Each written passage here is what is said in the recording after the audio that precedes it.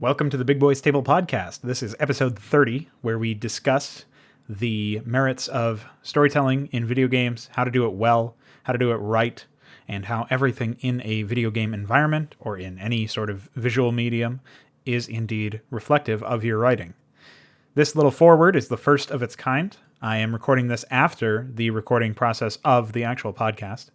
I feel pretty confident in saying that this is one of the better ones we've released this year, and in general, especially in the most recent history of the podcast. We released a couple episodes recently that were not particularly focused, we can say, and maybe had too many tangents. This podcast is no stranger to tangents, but we wrap things around, we make things make sense in the context of the broader conversation. As a result of that, I feel confident saying, as I said before, that this is indeed one of the better ones, so I hope you enjoy it.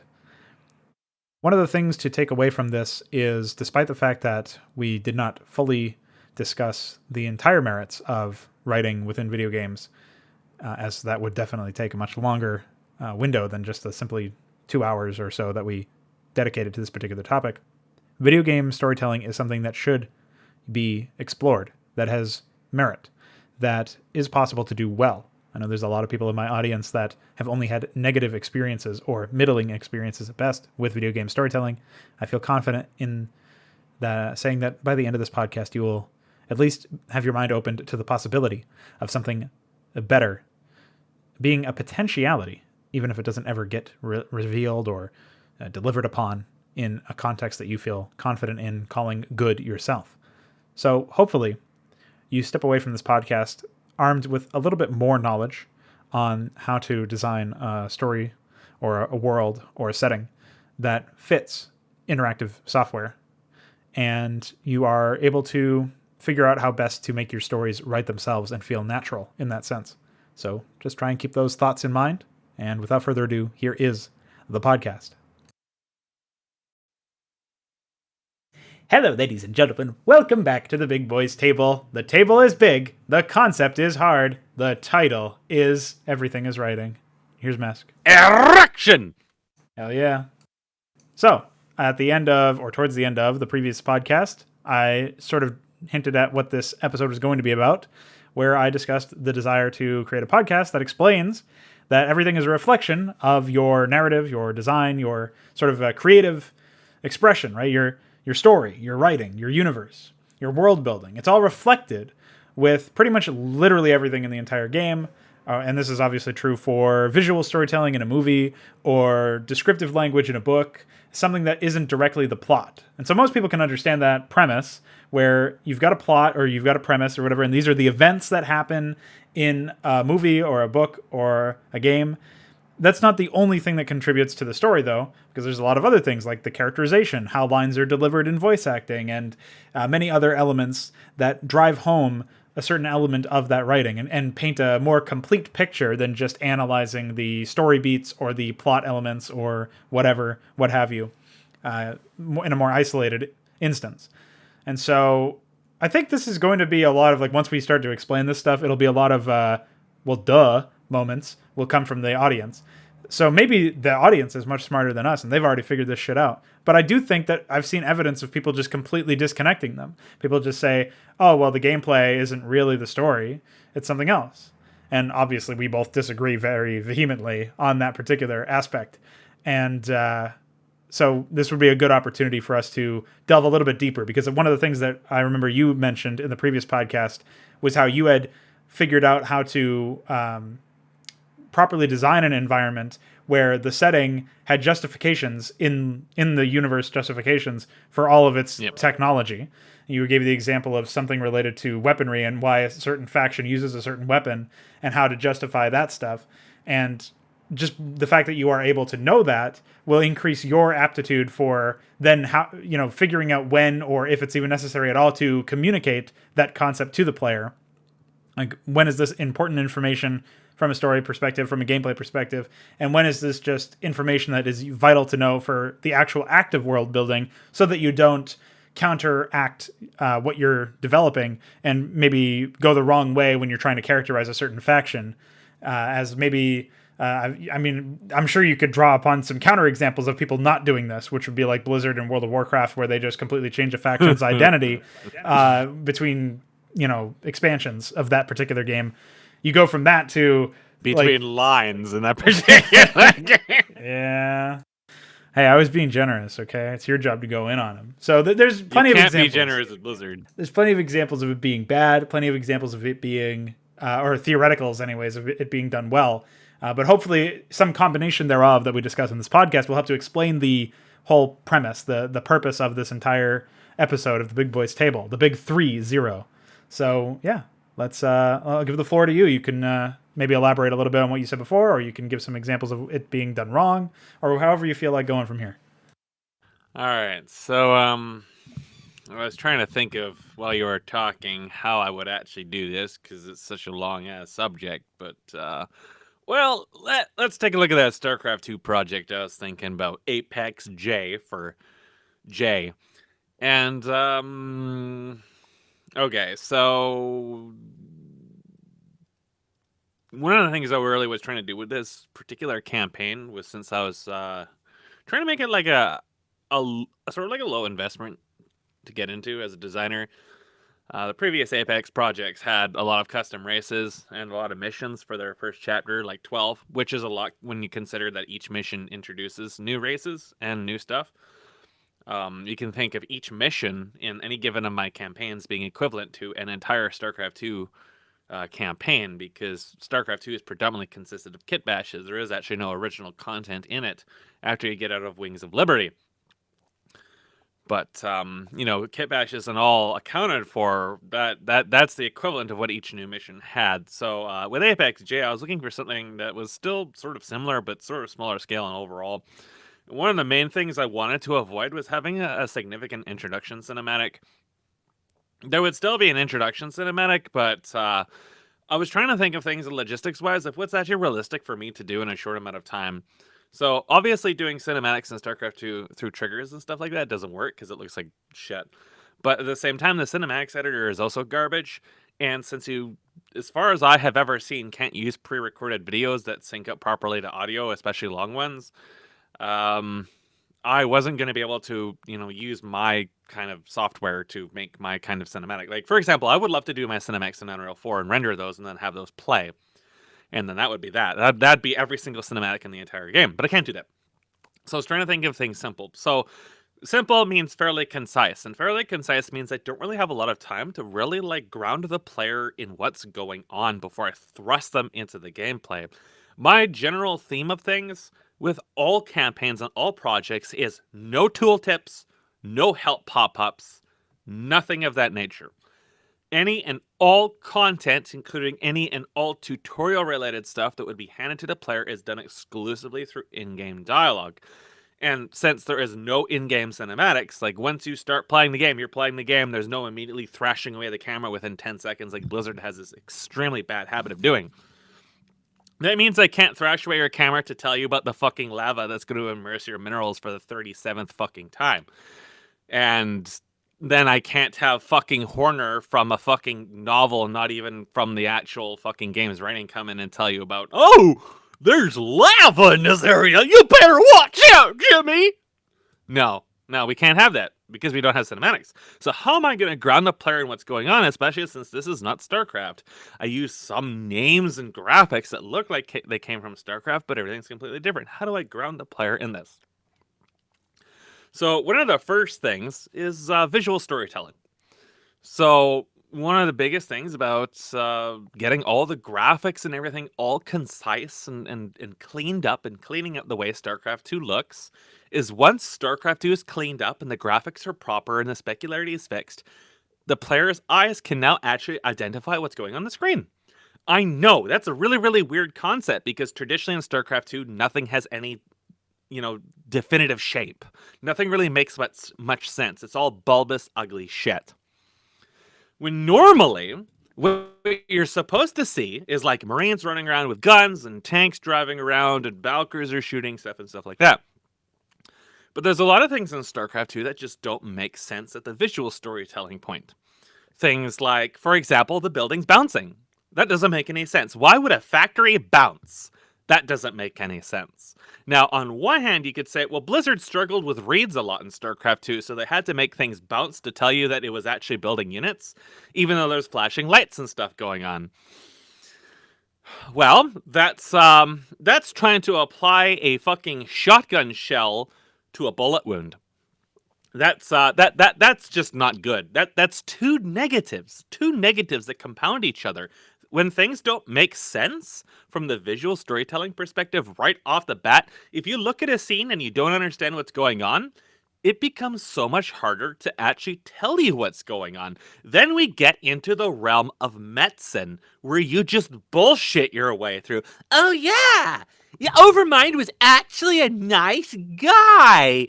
He was just trying to help you out. Burning Legion. And yeah, but now the Tassadar is actually the fucking ancient aliens and shit. He's got tentacles and shit, you know? And like from point A to point Z, none of StarCraft makes any fucking sense at all. It just doesn't make sense at all. Just like sit down for a second and read that StarCraft 1 manual. Read the Terrans. Their population growth makes absolutely no sense at all. It is actually insane what their population growth is like. But even if you don't read that, even if you're basically like everybody else who's a zoomer and has never played StarCraft 1 and is coming from StarCraft 1 and StarCraft 2, you look at the fucking loading screens where Korhal, which was previously a radioactive wasteland, is now literally every inch of it's covered in a city. The whole fucking thing is lit up with city lights. Now, if you look at a photo of the Earth at nighttime with city lights, and you see these little tiny splotches with little dots on them, that's housing billions upon billions upon billions of people. So, like the growth in this stuff for StarCraft's world doesn't make any sense at all. So then Blizzard's like, well, cloning! But yes, even if you cloned everybody, it still takes time to make infrastructure. It still takes time to develop resources and sustain that many people, time that just doesn't seem to exist. So the world doesn't make sense. It doesn't make sense, which means that when we come to the plots of like I mentioned before, Raynor's Raiders and living on the edge, edging to live, because Metzen's all about that edge with his self-insert Jim Raynor, who's fucking bipolar. Nothing they do makes any sense either, because you just plop on a planet, build 1,000 battlecruisers, smash over everything when the Dominion supposedly only has 50 battlecruisers. Okay. And the Zerg swarm, which is supposed to be a swarm, attacks you with 20 Zerglings. Okay, Jimmy. You're gonna assault the Overmind. And Sarah Kerrigan in the deep, dark voice. And they're gonna throw a couple Zerglings and a couple Hydras at you. Ooh, and then they're gonna spawn some over there. So right off the bat, from the gameplay perspective and from the setting perspective, not a whole lot makes sense about this game. We establish disconnects between reality and what happens on the screen. And for a player, the vast majority of players are going to skip all cinematics, all dialogue, all fucking writing, everything you've got that isn't the actual, like, point-and-click adventure in Foodaville. So there is actually no engagement going on for them at all. There is basically zero writing. The vast majority of people out there don't even realize that StarCraft has characters in it. They just don't know, because there is no attempt to actually establish characters within the game. And you can't have characters unless there's real-world risks and values for those characters. Which means that you've got to step back to your setting and the environment and what grounds your characters in. And if nothing grounds them in, then why do they exist? Why do we care about them? Well, in Blizzard writing, we've never cared about them. They have nothing. They have nothing. Now, unfortunately, you didn't get to complete Diablo 3, so you didn't get to experience that. But they wait until the very end of Reaper of Souls to actually try to give any kind of setting for any of the characters, in which you get some still frame comic things, because they're running on a budget of like $5. And they just like shoehorn random, I think the Witch Doctor was the one I saw in the main run, where there's like this guy from your tribe or something like that you have never heard of ever before. And you're like taking in all these souls and shit, and it's supposed to make you really powerful, but of course it does nothing. and then this magically plot devices you to allow you to fight Malthael or some shit. Like it's bad. So like that was their idea of trying to put story writing in Diablo 3. So when you say to me that there really doesn't seem to be a lot of people trying to connect story and gameplay, yeah, there's nobody actually. Nobody I've seen. And it's actually very simple. Like I said, I strip out the elements that take you away from immersion from the setting. So things like tooltips and pop-ups in the game kind of like telling you how to play, regardless of your other content, that pulls you away from it. That rips you out of it. Every single time you yank away player control, it rips you out of the game. It destroys your setting. And the most powerful way you have to string writing together, to build your setting, to have things make sense, is to give context between the two separate mediums. You have to treat the gameplay as your writing. So what I have right here, that you can't see because it's within my anus, is the first prototype script for that campaign for Apex J. Now, all this ranting does in fact have a point, because I don't usually write scripts for stuff.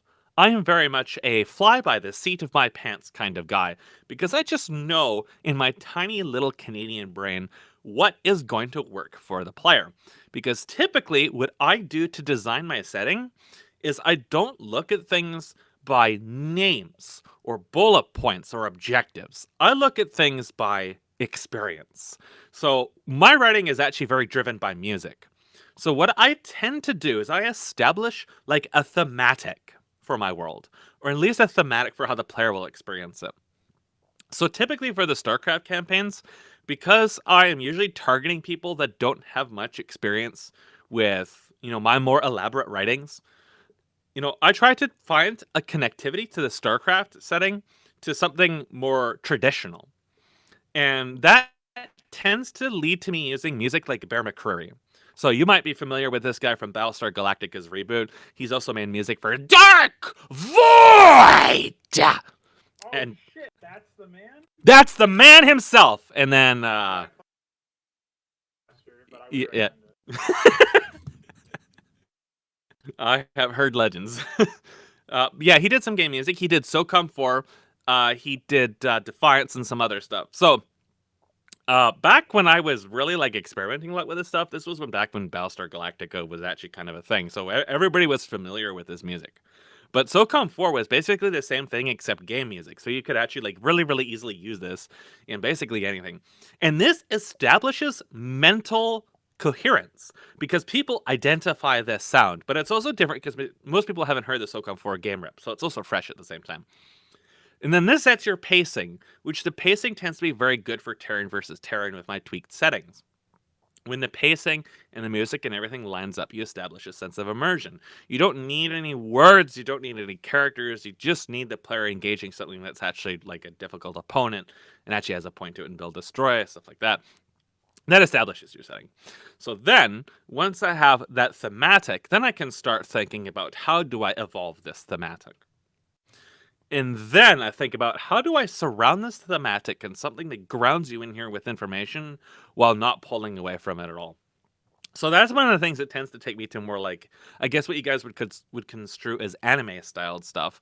Things that tends to be like very fast paced, things that tends to have a lot of improvisation, things that tend to not really like there's long cinematics a lot throughout these projects, but they tend to be very focused. They tend to be very focused. So I try to focus as much on natural dialogue. So within this campaign, your player character is basically an artificially created creature using genetics from some mysterious place that you never even hear about. You don't even hear about this whole genetics thing until like several major campaigns down the line. And you're basically like a super weapon. And you were designed to synchronize more closely with the operating system that typically is used to control stuff, the command centers or command modules as they're called in this case. And that's what brings us to the RTS view. This is why you are a player playing in an RTS view, because this is literally how this character is actually interacting with this stuff through the operating system. So now I have established coherency between those two things.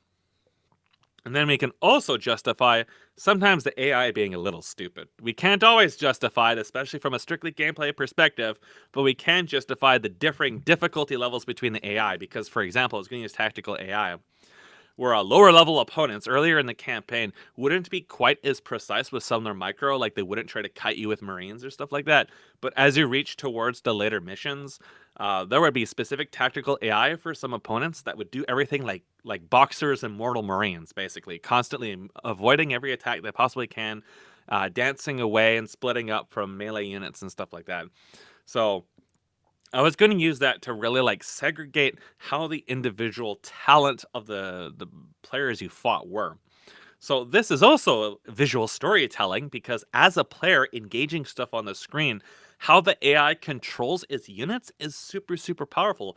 If you build up this super intelligent opponent, this rival enemy commander, and he just has his shit stand there in your fucking tanks and move stuff into you over and over and over again, like fucking Amon the fucking Devourer of Universes does, where it just spawns shit and they just mindlessly dive into you. As a player, you can't respect that. Again, disconnectivity. If we can't respect an opponent from a gameplay perspective, we're not even going to give a shit about the writing perspective. If we want to give a shit from the writing perspective, we have to give players a reason to respect them, because we are first and foremost dealing with players. We don't have anyone in our audience who plays a campaign exclusively for story. Otherwise, they're never going to get past the tutorial to begin with, and we're not going to give a shit. So we always look at things from the experience. I don't typically think of things as I have writing and then I have gameplay. I look at things as the experience and how I build upon that experience. So because this is the player engaging individual enemy commanders or multiple enemy commanders using like clones and fabrication and stuff like that, I look at the relationships that the players have with their opponents. And that's the strong point. It's supposed to be about a competitive environment where one player is overcoming another, one player is outsmarting another, one player is outthinking another. That happens even in player versus AI. It just usually drums down to the player abusing broken ass AI. So we try to build on that. We try to look at that and say, okay, so we look at the interaction of the player versus the opponent. How can we make that better? How can I work that into the story? Because that's something that players always going to be psychologically built into, because the game is built on that. It's an RTS. It's about building your base, collecting your resources, harvesting resources, controlling the environment, controlling your opponent, and defeating your opponent. That's what we want to know about in regards to the story. We don't give a shit about Raynor and his long lost lust for Kerrigan. We don't give a shit about fucking Zirid Tool and his prophecies and the key to the end of all things. We never interact with any of these as a player. Ever. The artifacts are just something you click on or blow stuff up or watch a timer tick down on. If these things had been written properly, they still would be not written properly because they're not a part of our gameplay.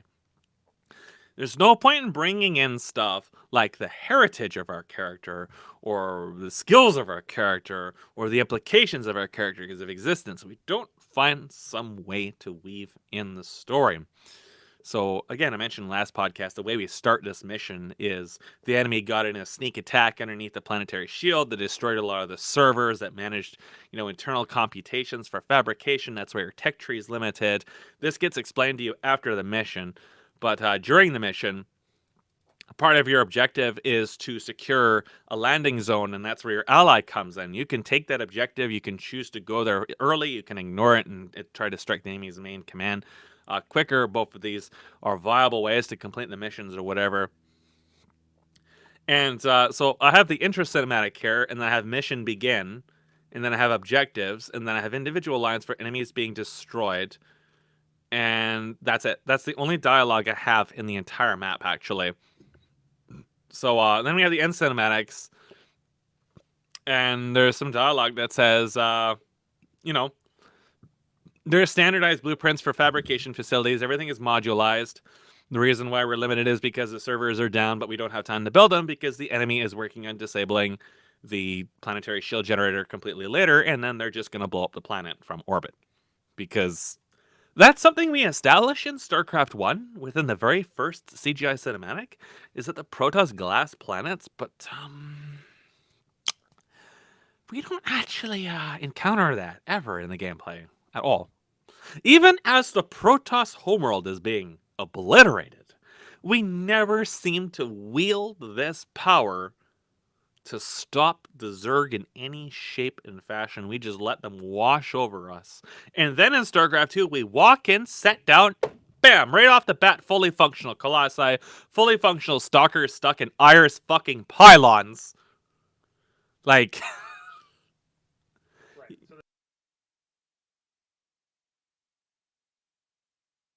There's nothing. There's not even the attempt. Like, it's not like Blizzard attempted and failed. It's that they didn't even make an attempt. They didn't even try.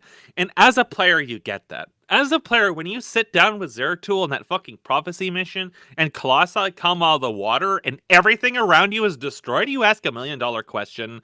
First of all, why are these still here? Why didn't the Zerg destroy them? Second of all, why are they coming to me now instead of defense of their goddamn planet while it's being destroyed all around them? And then thirdly, because 3, why didn't the Protoss use them themselves? And then fourthly, Colossi are supposed to be like these outlawed weapons of ultimate destruction, and they just shoot 2 dinky little lasers that kill like a Zergling or 2, and that's it. Yeah, and they're also just hanging there on Ire anyways, so it's not even like they were... Like, it's not even like Zeratul had to go through a quest to unlock them or something. Yeah. Honestly, if you sat me down before I played that mission, you told me, all right, in this mission you're going to get this Colossus, which is like a forbidden weapon, and, Protoss didn't even use them during the invasion of Ire, so like that's how much they thought these should be outlawed. I would have expected like some sort of Warcraft 3-esque micro mission where you're like waking Colossi up by moving Malfurion next to them and blowing on a horn. But instead what we got was them just walking out and looking at Zeratul with very lustful eyes. Yep. So, yeah. So, like I mean, it's a long subject, but the main thing I just want to point out, like right starting off with this, is you have to establish that consistency. Like this is basic stuff. Like this is all basic stuff. Like the Colossi thing, that's the shit that's really in your fucking face. This is Blizzard like going so far off the fucking deep end in incompetence, they've warped all the way back to becoming messiahs, and now people post about them on Reddit. So you have to avoid like asking yourself the really basic questions and coming up with answers like Blizzard did. That's the first thing. Yeah. So what I'm seeing here anyway is that the vast majority of content that we've experienced, and this is certainly true in my case as well as yours as far as I can tell, there's a massive disconnect, and the entire believability of the setting, if the game doesn't unravel it for you, it's probably because you just weren't paying attention. And the second you ask a question, like, why does a character do this? Or why is a faction characterized this way? Or why is this way in general, for as far as like a plot element or a faction within the world, this shit just unravels, right? Like, why do Terrans have any of the population that they have? Well, the shit just unravels when you look at the numbers, right? That's what you were referencing with the manual. So this is how you can tell, I think, that shit's just it's all related to writing. It all is related. Because what you end up experiencing is, besides a fucking car alarm outside, turn your fucking alarm off! So what you end up experiencing is the fact that, these writers may have had a pitch when they sat down and explained the premise of the story, or I don't know how these things get made, presumably by committee from what we've seen and through an Excel sheet, but they sit down to try and explain something. They sit down to try and explain like the story significance of a certain event or a certain motivation a character has that spurs them into eventually showing up in this area at this time, coinciding with a bunch of other elements that will bring multiple factions in this world to the same realm, the same like battle zone or something. Whatever the case may be, whatever the justification for the mission is in the story sense, that pretty much just gets you to the point where you're playing, and then it falls away, and then you're sort of reminded of it in like a cutscene in the middle of the gameplay or after the fact. So forgetting about pacing issues like having cutscenes in the middle of gameplay, and forget about whether or not the missions themselves are any good or the writing itself is any good, just on a conceptual level from like a granulated perspective, what you're seeing is a disconnect from the very word go.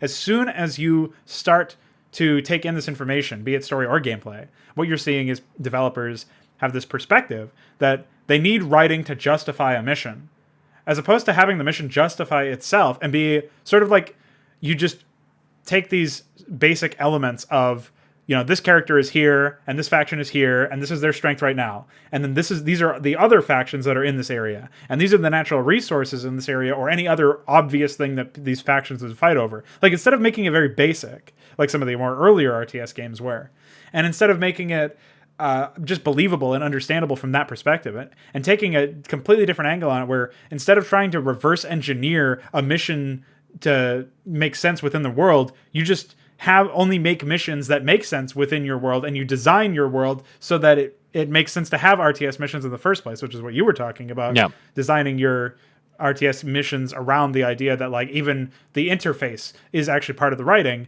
because you are an artificial intelligence designed to command armies. And this is what you do.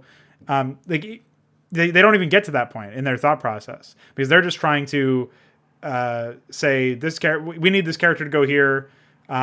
So what can we justify this for? Like, we've got this mission planned. What can we justify this for as far as the writing goes? That's a completely wrong approach, because you're sacrificing all of the actual writing. You're sacrificing all of the design of the character, even. Like, the character is completely different.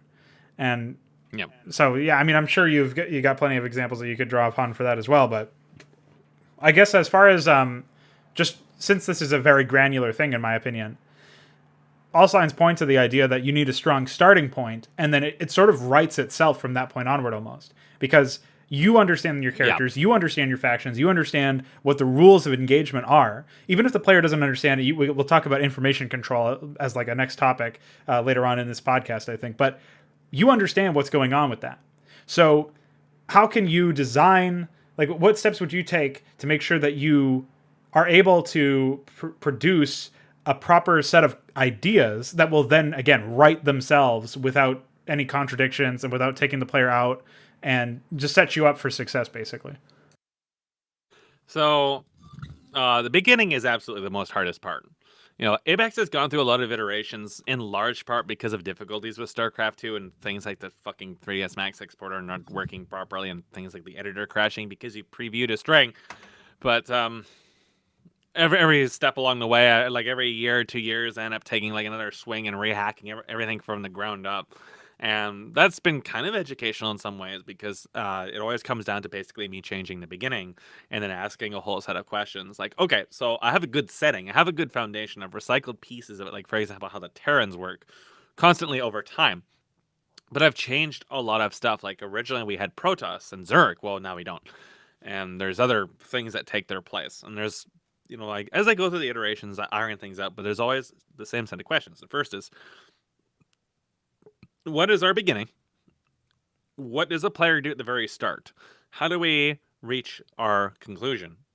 But I usually end up deciding the conclusion first. So in the conclusion for Apex J, you fight what is basically like the ideological demon that is representing like the end of battle. So you were like the god of war fighting the god of war's end. So you're trying to fight like a bipolar existence that both represents what you are in some respects, but also is like a polarity that cancels you out. So you're basically like fighting the ultimate enemy in a manner. So we get to that point. That's our conclusion.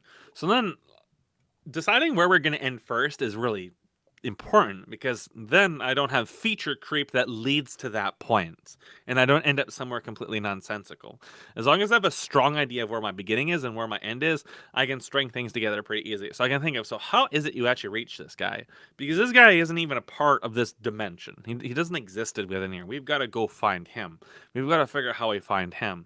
So that means we're going to deal with some mystical bullshit. But this mystical bullshit is still far and beyond detached from our current setting, where our current setting here is still very conventional.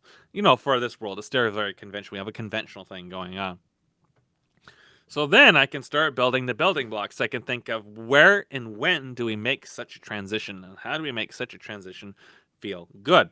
So that's when I step back and I start constructing the actual events. I kind of it's like building a war simulation in a manner, or a even like civilization game kind of thing, where you look at how something grows and how it expands, and then how it has conflicts, and then how it resolves, and then what goes from there.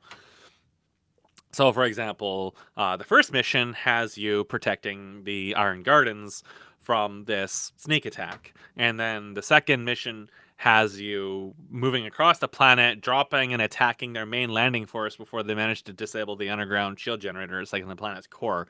They're drilling down there. So there's I was originally going to have a secondary objective for protecting the dig site, but I decided that's not even worth it, because it's just an aside. It doesn't actually belong. So it's just a straight up build and destroy. Then the third mission has you actually going up into space and attacking their launch platform and their jump gate they built there to launch their forces there. And let me check here, because it has been a while since I've looked at them. So number 3 is, I believe, yes, and then you move out to the edge of the system and you attack the advanced fleet. So basically, the whole string of this first campaign that's like 5-6 missions long is you thwart an attack. It's several stages of you thwarting an attack that was like a near killing motion against this guy that these people have been deadlocked in for years and years and years and years. And they started, they eventually reached a point where they reached like critical mass of, all the different human factions, stuff like that they had on their side, all the resources they had, where they actually just started to kind of like overwhelm him. So eventually he realizes, well, I'm not winning the resource war, and I need something that can defeat large amounts of dudes at once, which means I need to focus on quality over quantity. So that's where you come in. But by the time you become operational, it's kind of like the end of the war. So you have to thwart this killing attack, which means that right out of the gate, we have a super, super high difficulty for this campaign, because we want the player to feel the intensity of this years-long deadlock that's finally nearing its close. You want to feel the desperation and the tenacity, and especially the skill of your opponents that managed to bring the Emperor to this point. So, by the time we reach the third mission, where you are attacking that orbital jump gate and stuff like that, we've gone up to like tier 4, tier 5. So we're looking at ships with like bombardment capabilities. We're looking at deploying siege ships. We're looking at buildable stations. We're looking at being able to build artillery and defensive batteries with exceptional range, destructible projectiles. The nukes, we're being totally rebuilt in this. They are designed similar to Supreme Commander. There's SDI systems and stuff like that. You were looking at a lot of ballistics warfare and stuff like that. So there was several dimensions to this that would show up by this point that separate quite a bit from traditional StarCraft, that take up more of like an importance upon ground control and positioning and stuff like that, and resources as well. Since a lot of this stuff is actually very expensive to invest into, there's a lot of very strong defensive and offensive structures in this, tactical missiles and artillery and stuff like that, but they take hundreds to thousands of minerals to build. Of course, the tech structures themselves are also very important, because you are building your infrastructure on the fly for fabricating stuff. So the tech trees are fairly in-depth and involved in this. So in the fourth mission, you take out their advanced fleet and basically secure the star system again.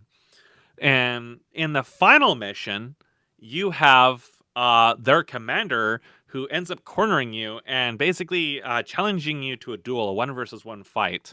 And but his fleet's defeated, however, so he can't really hard commit to a fight. But it's still going to be like the most difficult mission of the campaign, where he uses his special, the advanced faction, the Federation prototypes, whatever it was, and so it's just like a strip, just StarCraft 1-versus-1, and then that's the end of the campaign when you defeat him. And basically, he comes out of that and he's like, huh.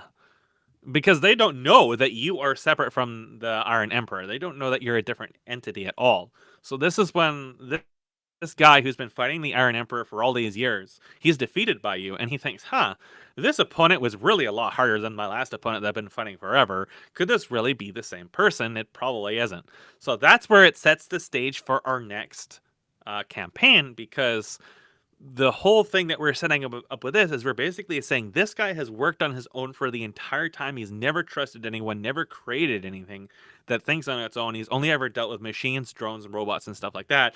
And suddenly, this guy who's been fighting him forever, his primary rival, gets completely destroyed by this new thing he's created that they don't have any identity to yet. And he starts thinking something has changed. Something has changed. We were on the verge of victory and something turned it around, and it wasn't this guy.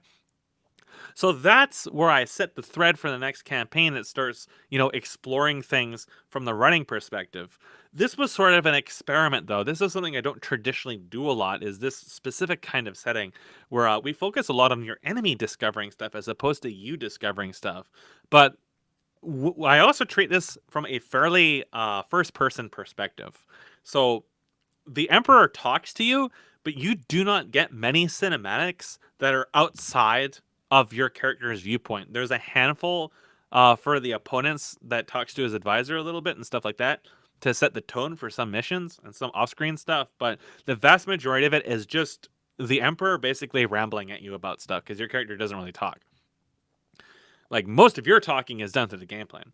So that's also something I don't conventionally do. Usually your character talks at some point. Usually your character is like self-monologue, self-dialogue thoughts and stuff like that. That serves as like the tutorials in some missions. It's like, I'm going to need some resources in this mission because I'm low or something like that, So that's normally how I traditionally would do a tutorial kind of thing that would normally be relegated to like a hint or a pop-up or something out of character. I instead work it into in-character and make it a part of your character. So your character now seems intelligent because they're thinking about stuff that you as a player are also thinking of. And then now you're on the same wavelength, and then that makes sense.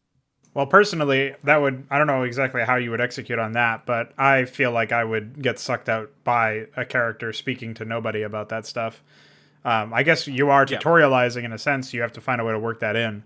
But to me, I mean, I just sort of have a default expectation that if I'm playing an RTS, I'm going to expand, I'm going to look for resources, and I'm going to expect... Yeah, well, that's just an example. Right. Is there, just before, at the risk of getting lost in this particular topic, is there an example of stuff like the monologuing self discussion that you were describing just then? Like, I don't know if you had that for other projects. You've already scripted that out, because that's something that I've never even tried to explore, because I always felt like it was way too cliched or tropey to have a character talk to themselves. I actually think let me check. Hold on, I gotta find some files. But I actually think in the other Apex, when you were playing in the ARPG ones, it was actually your advisor guy who was asking you some questions, because they're like old friends, kind of. Right. Yeah. That I feel like if you can reunite after the idea time behind two characters sort of goading each other, like there's a bit more subtext to the idea that two characters are talking about something than there is to just one character basically expositioning, tutorialization to himself. It feels like basically the way I do it is very short form. Like, it's super short form. Like, in general, I keep most dialogue very, very short form. So I'm looking, but my as that image I posted shows, I have a lot of shit, and digging through it is very, very difficult. Yeah, it might be something that you'll stumble upon it in time for another podcast later. It's not something you have to go look for now. I was just curious personally. Yeah, so it would definitely be an Apex F.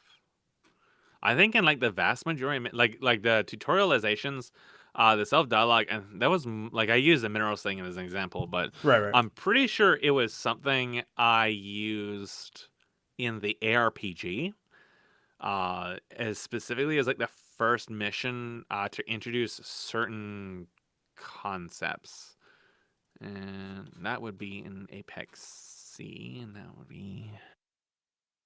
God, I have so many iterations of this. Like, any one of these I can make a podcast over. There, a lot of them diverge very heavily, where I looked at designs and then, like, I iterate a lot. So I look at, like, actually the one tutorial I have is basically you being shit talked by a guy with Hindu accent, where it's like,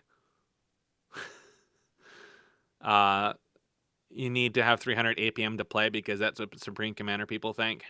Oh, okay. If you're a real gamer, you use an Apple issue holographic iPad that costs you its weight in Chinese tears. If it isn't round, it isn't hip.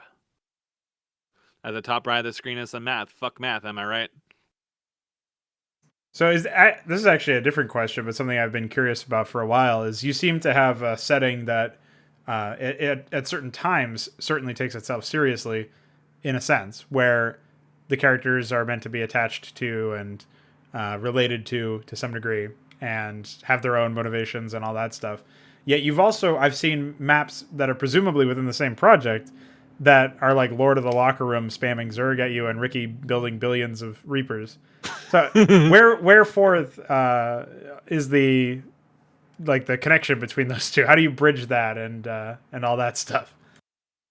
Yeah, so Apex definitely like is many of its iterations have a lot of just silly shit. Actually, I've been asked it a couple times because I mean, okay, so in D&D, I have the orcs, which are very very thinly veiled ripoffs of Warhammer orcs, fused with some other stuff, and they are very very silly. They're very very silly. So this is a world that almost always takes itself super super seriously.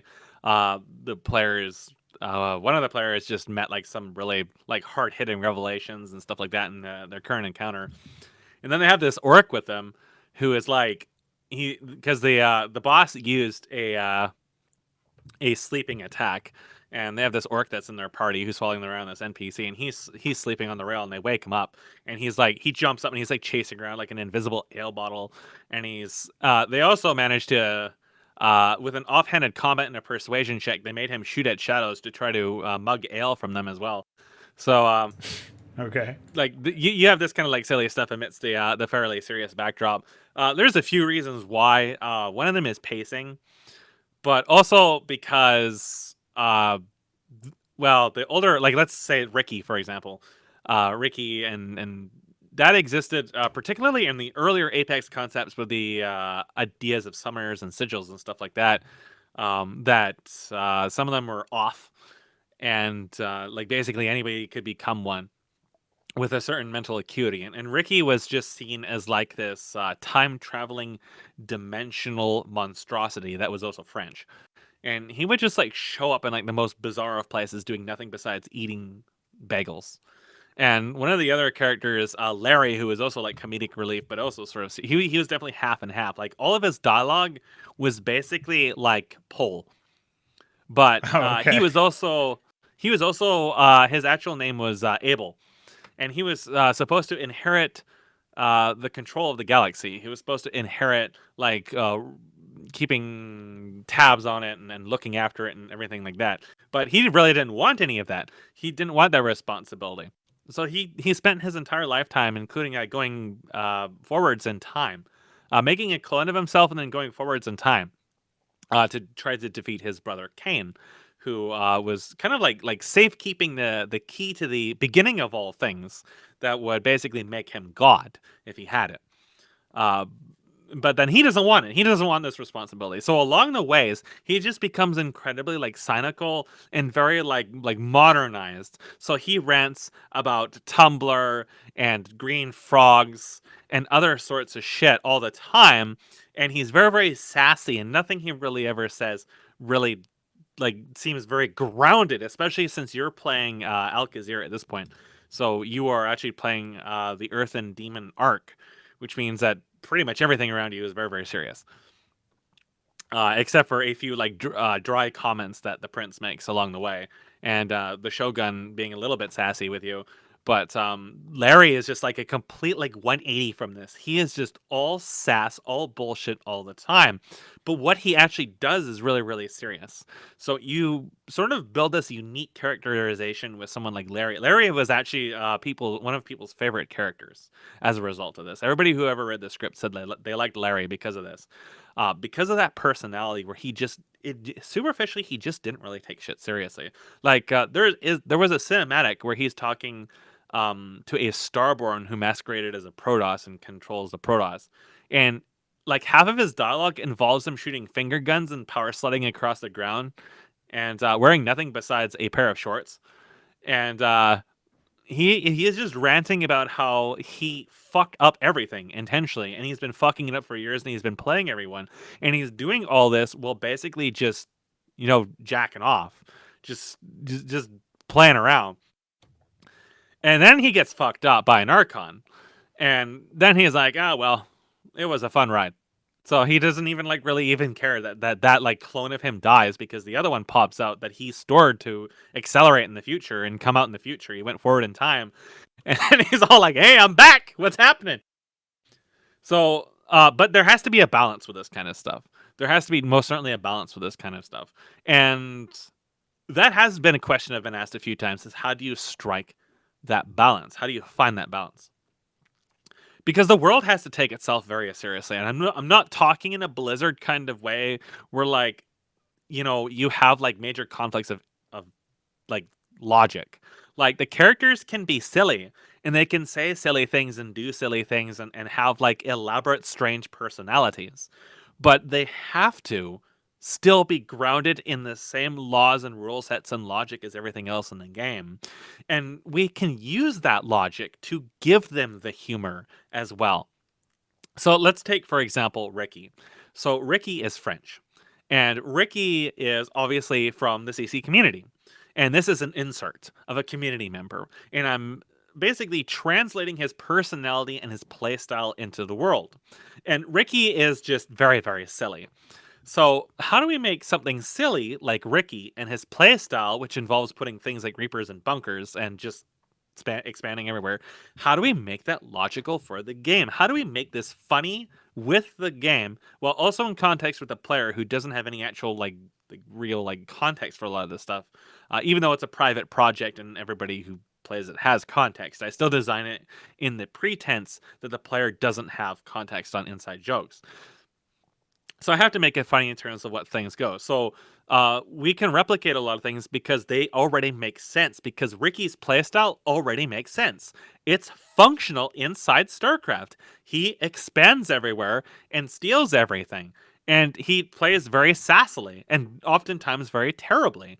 So, but he can be really, really hard to actually get rid of because of the fact he would just expand everywhere. Well, this makes sense in our story perspective now, because we've gone down and laid the groundwork for how StarCraft gameplay makes sense. Because we have minerals are seeded on planets. There would actually be the ability for the player to build something that like shoots a missile at an area, and that missile explodes and drops a chemical compound that builds microcline, which is a dwarf fortress reference. And then the microcline is minerals. And then over time, they would grow into mineral fields you could then harvest. So it's insinuated in a lot of cases that microcline is transported to certain areas or seeded ahead of time or seeded during things to service what is called field operations or hostile environment operations. So I actually, within like the game setting, I segregate civilian, military, and then hostile environment. So what this means is that, say for example, in Apex J, when you attack the forward fleet, that mission actually starts by you just killing a lot of civilians. In order to get your resources and set up your infrastructure and stuff like that, you're basically doing some good old-fashioned colonialism. These are like third-party civilians and stuff like that who are working in this advanced fleet that never expected to be attacked. You drop in, you gas the whole fucking lot of them, and then you basically turn all of them into resources that you then turn into your advance. You then convert all that into your weapons to conduct more war on, and eventually that comes down to you attacking a mechanical moon. So, but first of all, you take out all the infrastructure because that's what makes sense, right? It makes sense for you to surround and get rid of the support and take out the easy targets and turn them into resources and stuff like that. So there's a lot of things like that within the other Apexes that it turns into humor, like Larry's crassness, for example. At one point, when the Protoss attack him, he is all like, "Man, I was working on these fucking hybrids. They were supposed to be the key to the end of all things, but now you're ruining it all. Oh, well, I may as well throw them at you anyway. Bye." So now you get to fight the hybrids, which is a very obvious, very thinly veiled poke at Blizzard and their fucking hybrids. And it is just him, just with a bunch of like cells dug into the surface of this planet that he just opens up and a bunch of just bullshit just spews out at you. But it's also like it makes sense for him to do this because he needs some kind of distraction to cover his retreat. So, because your forces just jumped in, set up shop, and then we're going to dig down to his underground facility. He's powering up a jump driver. He's going to jump his facility out. He needs something to cover his tracks. So every single time I think about the weird things that these characters do, I also think about how does this actually make sense for the game world? Like, does this actually make sense? Like, is what they're doing going to actually cost them? Like, is the character going to die here because of the stupidity that they're doing? Or is it something that is actually grounded in reality enough that it can actually work? Like, you spend a long time within the original Apexes chasing around Larry and him basically just throwing everything in the sink at you to try to slow you down. But every single time this happens, he loses a lot. So when it comes down to the final encounter, he basically has nothing left.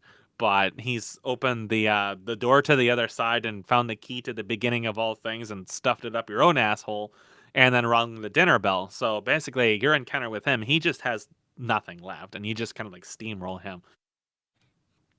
So how do you, if this is a situation like you're describing where you're steamrolling him, is this the end of a mission that's taken longer to get to this point, or like I'm just wondering how it's the first part of a larger mission, basically. Oh, okay. Because so like in this after you mission, steamroll him, there's some other state change where some other enemies show up to. Another enemy is building up in this point. Okay. Yeah. So is it almost like a fake out, or do you like where you think, oh, this is the final confrontation with Larry? Yeah. We're finally gonna get him, and then it's like piss easy, and then something else happens.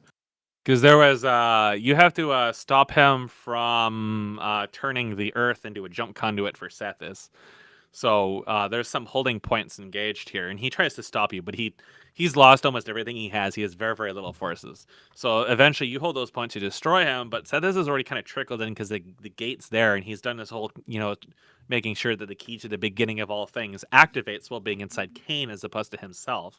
He washes his hands free of it, and he's like, ha! But he ends up dying anyways along the way, but he doesn't really care because he stuck it to the man, which means that now you are drawing all of Sethis towards you. So at this point, that begins like sort of like the second soft phase of the map where now you have to fight this much, much more dangerous enemy that's starting to manifest all around you. So I always think of missions in these sort of phases of transitions of based on what the player does.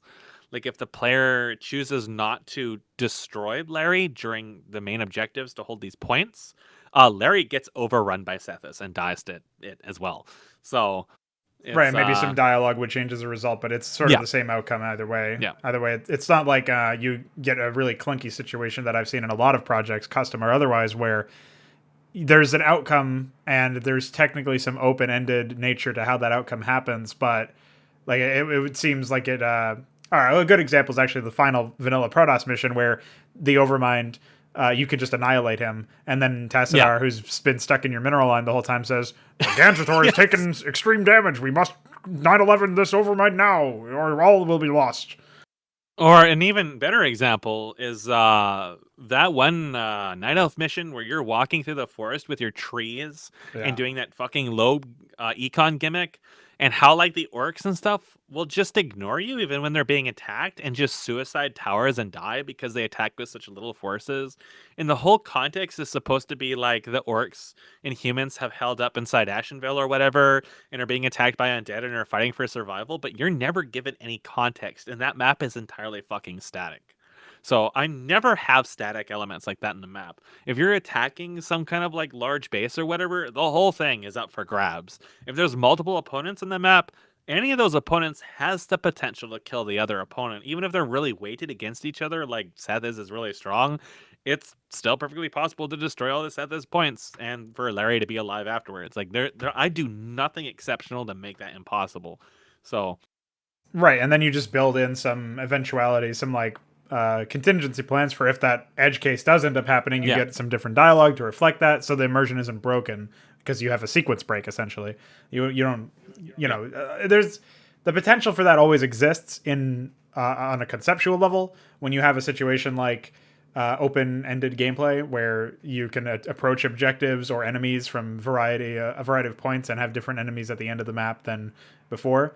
Like for example, there's a mission that I made recently where you show up and you're playing as Ahmed, and you've got your ally who's leading a bunch of ice cream Zerg, and he's he could survive by the end of that, or he could die, and the ending dialogue will change to reflect like how strong his brood is at the end of that, because obviously that'll be determined by the fact that if he's alive or if he has a certain number of bases or whatever, he's going to be in a better shape than if he's completely wiped off the map.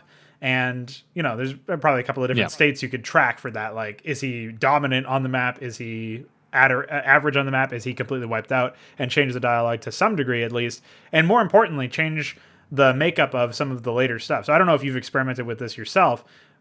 Presumably the maps themselves feel a little bit more insular than this, but maybe this will be a surprise to me, because one of the things that I've decided to do is, in that example map that I just referenced with the ice cream Zerg, you actually have a wide variety of enemies. It's a 4-way free-for-all between Dominion forces, Zerg, and Tal'Darim, and yourself. And so it's very comical in nature, but the end result is that you only have to kill one of the factions along with all of the Zerg. So you can kill either the Dominion forces or you can kill the Tal'Darim, as long as you have the Zerg killed as well. So this changes your initial enemy in the next mission, because whoever you killed first is going to be like if you killed the Dominion and left the Tal'Darim alive, for example, the Tal'Darim will arrive in the next area first because they want to rebuild before they go after you. It's like a very basic way to look at it. Then, vice versa, if the Tal'Darim are the ones that you wipe out, then the Dominion forces will arrive first on the new location where you've escaped to, because the context of this mission is that you're trying to recover the keystone so that you can escape. And key to the end of all things. Exactly. So key to the escape of all things. Key to the escape of all things. And so you have that context for the mission, but you go away from that into seeing like what the real world ramifications are of that. If you wipe them both out, then they both will eventually arrive, but they'll both be slowed down. And then you'll only have to handle like that's like the hard mode run where you really went above and beyond to make sure that you're setting yourself up for success. But that obviously opens you up to being at risk of getting wiped out by the Zerg if you focus too much effort on the other areas of the map. So like in that mission, you can set it up so that you have an easier time in the next mission. But the idea is that the game accounts for player choice, and the missions are designed with that in mind. I don't know if you've played around with bank data in that sense. I didn't even know bank data was even possible in Brood War. Oh yeah, well we haven't. I just meant in your StarCraft 2 content, but we have an AI script plugin for that sort of thing. I haven't ever looked at it. I would use it for some small things, but like there's actually like every mission has like conditions for extra dialogue or something like that, depending on how you complete the objectives. Like if you manage to never take damage on something you're defending or whatever, then you get some extra dialogue or whatever. So right, there are some conditional stuff like that, but that's within the same mission as opposed to it being something that translates across the various maps. In the ARPG, because it uses an RTS framework for the world engine, the living world thing, one of the final missions actually has like an 8-way free-for-all in it, so you have to account for like all the different things that can happen in there. Right. Yeah, I mean, that's one of those things that I think is really interesting about RTS engines that provide you with way more players, because ideally I would have like 12 AI running in a lot of these large-scale maps. Of course, I can't really do that in Brood War yet, but the ideal scenario would be to have something like that. Of course, if you have 12 AI running in StarCraft 2, you better be running on NASA's supercomputer or something. I guess that's one of the things that we didn't really hit on is the potential limitations when you're trying to decide you're going to mod, you're going to make a custom content instead of making your own game, obviously. How that limits what you can actually write. But I suppose we did touch on this in a roundabout way, where we talked about writing in a situation where you're deliberately designing your game world, your narrative, your story around the idea that you are writing for an RTS specifically.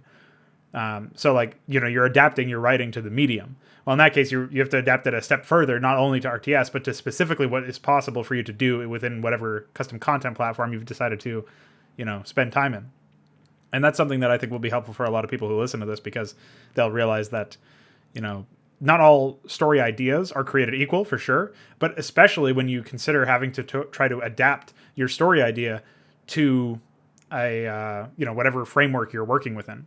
So, for example, I would say, a story that draws upon a lot of love story nonsense, like in StarCraft 2, is expressly not designed with RTS gameplay in mind, and expressly poor, like objectively a wrong choice, an inefficient choice for putting together an RTS compatible story. And I think that's not really something that is easily argued against, but it's a obvious example. And the same thing for Warcraft 3, where they went from like troop movements and similar such, taking of strong tactical locations from Warcraft 1 and 2, with the eventual objective of wiping the opposing race from the entire area, Hitler style. They went from that to talking about like prophecy and void and demons and all this other junk in Warcraft 3. It's a completely different experience. And that's like an example of where like the story is not designed to have like to function within an RTS framework from a gameplay perspective. So what you're playing is, of course, going to be very different from your story. Like I've talked about this with a lot of the custom content that I've run, but it's just as true for a lot of the actual real content, quote unquote, that I run. The AAA games or indie games or whatever, where you're running through these games and you see basically a tooltip, the equivalent of a tooltip in a story sense, where a character expositions you a fact about a faction. Like, these guys are really dangerous. And then you play them and they're pushovers and you wipe the floor with them immediately. Like, that's something that you hit on earlier in this podcast. And that to me is just an obvious failure, I think, of the overall design of what you want your story to exude in general. And the concepts that you're getting across, it shouldn't even really need to be said that the enemies, you shouldn't explicitly need to say that your enemies are worth respecting. That should just be a default assumption, and then you should be educated as much based on the fact that you're losing to them, or losing ground to them at least, or threatened by them. Like, it's more so that by immersion, you listen to the dialogue, the voice acting, the inflection, the emotion behind the delivery of the lines, and you hear the substance of what the characters are saying when they talk about a certain faction. And that should tell you all you need to know about whether or not they consider this a real threat. Now, of course, you got to take that with a grain of salt, because somebody like Ahmed, in my example, doesn't really take anything seriously, because he's like, he's a deity that he's too stupid to realize he's got godlike powers, and shit just happens around him. So, like, that's a situation where, of course, he's not really going to take anything seriously. It's more so the characters around him that he surrounds himself with will respond in differing ways. So you got to give him people to play around and play off of. So that's a little bit different. But the idea that, like, Chuck, who's the leader of Raynor's Raiders, but not really... it's a long story. Basically, Raynor was too drunk to start the revolution at the beginning of StarCraft 2, so Chuck has to go call Ahmed and ask him to do it. And that's the context behind the first mission. You get unloaded from a dropship with a skull photoshopped on it, and Ahmed and all of the men pop out and they say, "Time to kick this macro mission into overdrive." And then they wait for 5 seconds, and then they just walk into a base, and you get a control of a macro base instead, because fuck micro missions. And that's the opening of the campaign. So, I mean, that's basically all you need to know. But the idea behind it is, like, Chuck himself can be seen as like a foil to Ahmed in that sense, where he does take stuff seriously, and he is trying to, like, make sure that the Raiders don't die a horrible death. That's why he contacted Ahmed in the first place, because Raynor was too fucking drunk. So, like, it goes through these different layers, and so he's actually going to fear the Dominion, and he's going to... you're going to be able to figure out, based on how he talks about the Dominion forces, that it's not just that he has contempt for them or he doesn't like them, which is for more characterization than you would normally get anyways. But it's on top of that, it's like he actually does respect the potential they have for destroying all of the Raiders, or at least putting a significant dent in their operation in a certain area or whatever. And that's all context clues that the player can just understand in a very natural way without you having to say, having to write a line for Chuck specifically, just to have him say, like, "Warfield's a really good leader. He's going to be a real tough son of a bitch." Like, that's basically StarCraft 2 dialogue at that point, because, of course, Warfield is completely incompetent in the campaign. So you have to have somebody tell you that he's good and that he's worthy of respect, as opposed to him just demanding your respect in gameplay and, having the characters feel like they've already experienced that, in a sense. Like, it's almost like if Chuck was a Brood War player and Warfield was a Brood War player, and these guys had faced off 1v1 a few times, and Warfield went away with the win every single time, and Chuck is, like, intimidated by Warfield's girth and his skill. And that's a situation where you're obviously going to run into, like, It's a weird, more abstract example, but the idea is rather than him just saying expressly, this guy beat me every single time we 1v1'd, which is this basically the same thing as this guy's a good commander, it's more implied. It's a little bit more subversive than that. You just get the feeling that these characters have some history, that their forces, their factions have fought together before, and that one of them, it's been a very one-sided affair, we'll say. And as a result, there's, the player naturally will expect that if, Chuck is competent, which you later find out to be true, and Warfield is beating him regularly, Warfield must be exceedingly competent in that sense. He must be an actual opponent that you must respect in that sense. And so that'll be like a preconceived notion that you have based on the dialogue and the voice acting and all that other stuff that we talked about. And then you'll be able to get a confirmation of that when you go up against Warfield and he gives you a run for your money in the very first mission. He's not even there at the beginning, but he gets called in as a reinforcement by some fucking UED guy who feels forgotten and left over, which is, just how the UED always feel. He was like a prisoner of war, that he was like a commodore or something, like an admiral officer type guy. And he was told to, he was conscripted into the Dominion and told to watch over some mining operations. And he feels like he's just been completely forgot about in the 4 years since the end of the Brood War. And so here he is. But then Warfield shows up and like suddenly it turns up the heat a little bit, or a lot of it actually, because this guy's like using old Brood War era tech like Goliaths and shit. And then Warfield comes in with like 10 billion Thors and battlecruisers.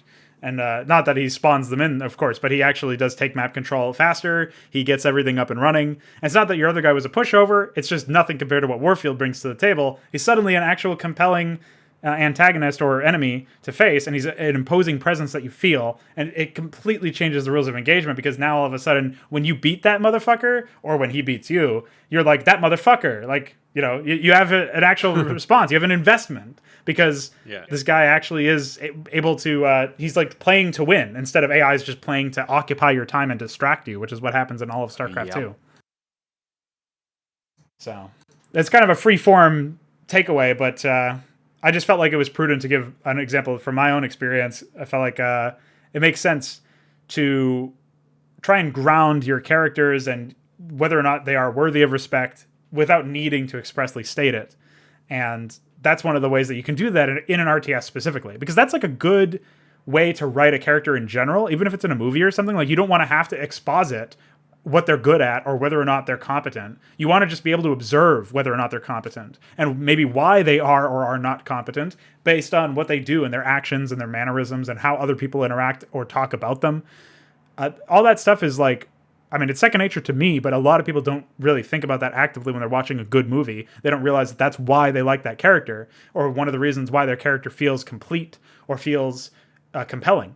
And I think that when you have a situation like what I was describing with Warfield, or what you were describing with Larry even, or Ricky, where like it's grounded within the setting of the his gameplay pattern or his playstyle makes sense and is potentially successful, even if it's sassy or comedic or whatever, it still winds up, resulting in him actually being victorious or at least being a nuisance. Like, he actually does evoke a response from you. That's more than what you'll get in any of the soulless AI, quote unquote, that you fight in StarCraft 2 or Warcraft 3, where they're just very obviously, obviously all AI is lines of code, but these guys feel like lines of code, dead lines of code that don't do anything, that are just sitting there static for most of the time. Whereas it's a completely different experience when you're actually playing against an AI that's challenging you. And that's definitely an important aspect to take away from this, is that's one of the ways that you can easily tell your story within an RTS framework. So hopefully that was a succinct summary enough anyway. Yeah. Well, when you look at traditional StarCraft AI, like in StarCraft 2, and like 90% of the time they're kind of just chilling out, picking their dicks. It's like, huh. Yeah. Well, they've got like... I'm not really the only person playing this game. Yeah. Well, exactly. That's what it feels like. They don't feel like they're playing to win. They feel like they're playing to distract you, to occupy your time.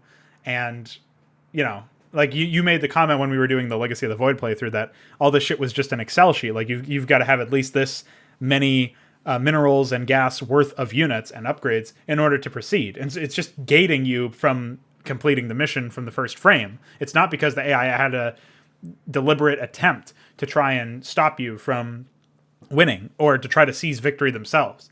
It was just, there was a bunch of pre-play shit, and then the AI rebuilt some of that, and then the AI sent some bullies at you, and that was it. And that's all it ever really is. So definitely a far cry from what you would want out of a gameplay experience in an RTS environment that would help tell a story, that would work in tandem with a story, as opposed to feeling like it's something completely different. Like, I made this example in Assassin's Creed because it's even worse. Like the I think it's Revelations is which is actually the fourth game in the franchise, but it's treated as like almost an expansion pack for the second game. That whole franchise is a confusing mess. But that game has so many problems with it visually, where there's like clipping and back faces and seams and all this other insane shit. But it's on every single frame. Like, if you just took a single screenshot from any area of that game, no matter what you were looking at, you would see some really fucked up texture work, some really fucked up models where shit is clipping, like just laziness everywhere. It was actually a master class in what not to fucking do for your art. And in that sense, that is a game that is beyond the pale. But because the story that you're getting from that is so fragmented, because you're not really thinking, oh yeah, this is a story. No, this is a fucking glitch. This is just a glitch of a game. And then you go into the story that's told by the dialogue and the writing, basically, like the active writing. That's just like shit. Like, basically what we were just talking about, where characters are just told to you to be respected. Like, you better be careful around this character, Ezio or whatever. And like, that's the extent of any characterization that you get. So you get told that these characters are worth your respect and worth fearing, and potentially going to be a challenge. And then when you play the game, obviously it's just a clusterfuck and a joke, and it's just a button masher, and then you win, and that's it. And so you have three very different stories in this entire experience, and none of them are coherent. None of them flow together. Like, that is an example of everything gone horribly wrong. If your visuals make sense and tell a story that is in line with what is actually going on in the universe, like you play some, props that show that there was a battle here before. Like you were describing many podcasts ago, how the first mission of like the bunker rush mission in one of the Apex variants was just going to be a bombed out, like crater filled area. Because the idea is that you're walking into an area the battle's already been fought, or there's been a battle fought anyways, and there's this orbital bombardment. Like, that's an example of, as soon as you walk in, you see, something that shows you, hey, like, there was a battle here. There's some traces of a battle. And that, as long as that's there and it's not buggy, it doesn't look fucked up from a technical perspective, then the player will be able to mine that for story information. They'll be able to figure out what's going on there. That will be visual storytelling that is intact. And then you can confirm that and build upon that with writing from the dialogue perspective. And when your enemies are operating in the area and your allies are operating in the area, maybe how familiar they are with the layout from the first frame can tell you a lot about whether or not they fought here before. And that can confirm or deny whether or not they were a part of that initial battle. And like, you can see ways to build on all of this just from like a very granular sense, where you're looking at the gameplay, you're looking at the story, you're looking at the visuals, the dialogue, looking at all these elements and how they tell a story that when it's in concert with itself, you can see the value in including it. So there are a lot of people that, like you said, you talked about people just skipping cutscenes and shit. There's a lot of people who are so disenfranchised with video game stories that they just skip everything related to that, and they have no faith that it could ever be good. And admittedly, there's no fucking example of it ever being good, so I'm not faulting them for that assumption. But I think that this podcast is a good example of an argument for what could be something that is much better than what anybody's ever played before when it comes to telling a coherent story that doesn't get contradicted by the gameplay or the visuals or the dialogue or any characterization or anything like that. So that's definitely an important aspect.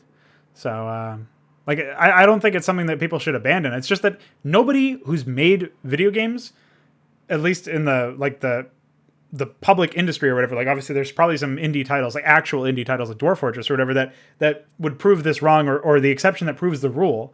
But I've never seen a game that tries to tell a story, do it well, and do it in a sense that makes sense for a video game. Like, a lot of these people will sample after movies or whatever, and then they just make cutscenes. Like, okay, well, maybe that's a component, but that's not the whole thing. Like, that's not the whole entire fucking experience. Like, what about the gameplay? What story does the gameplay tell me? Oh, it doesn't tell me a story. Okay.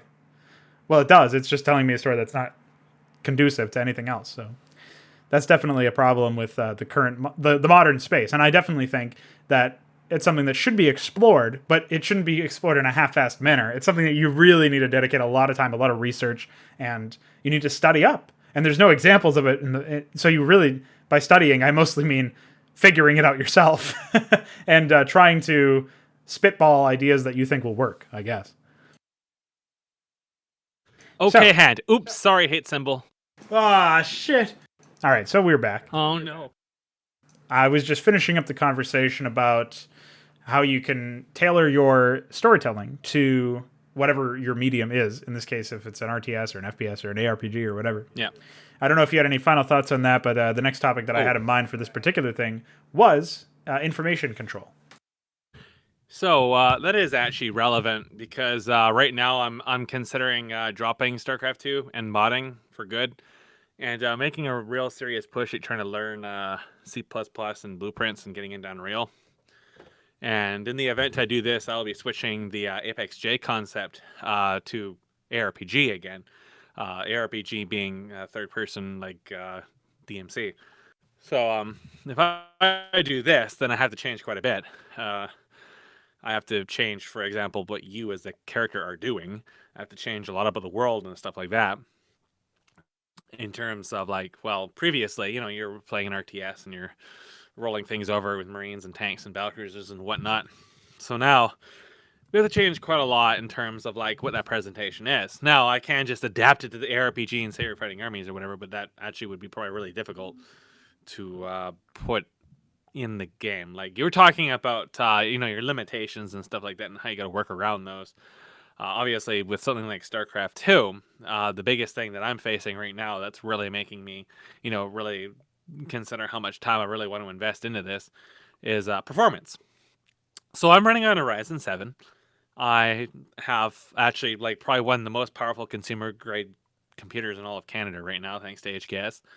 And StarCraft 2, even at its absolute best, really doesn't perform that well.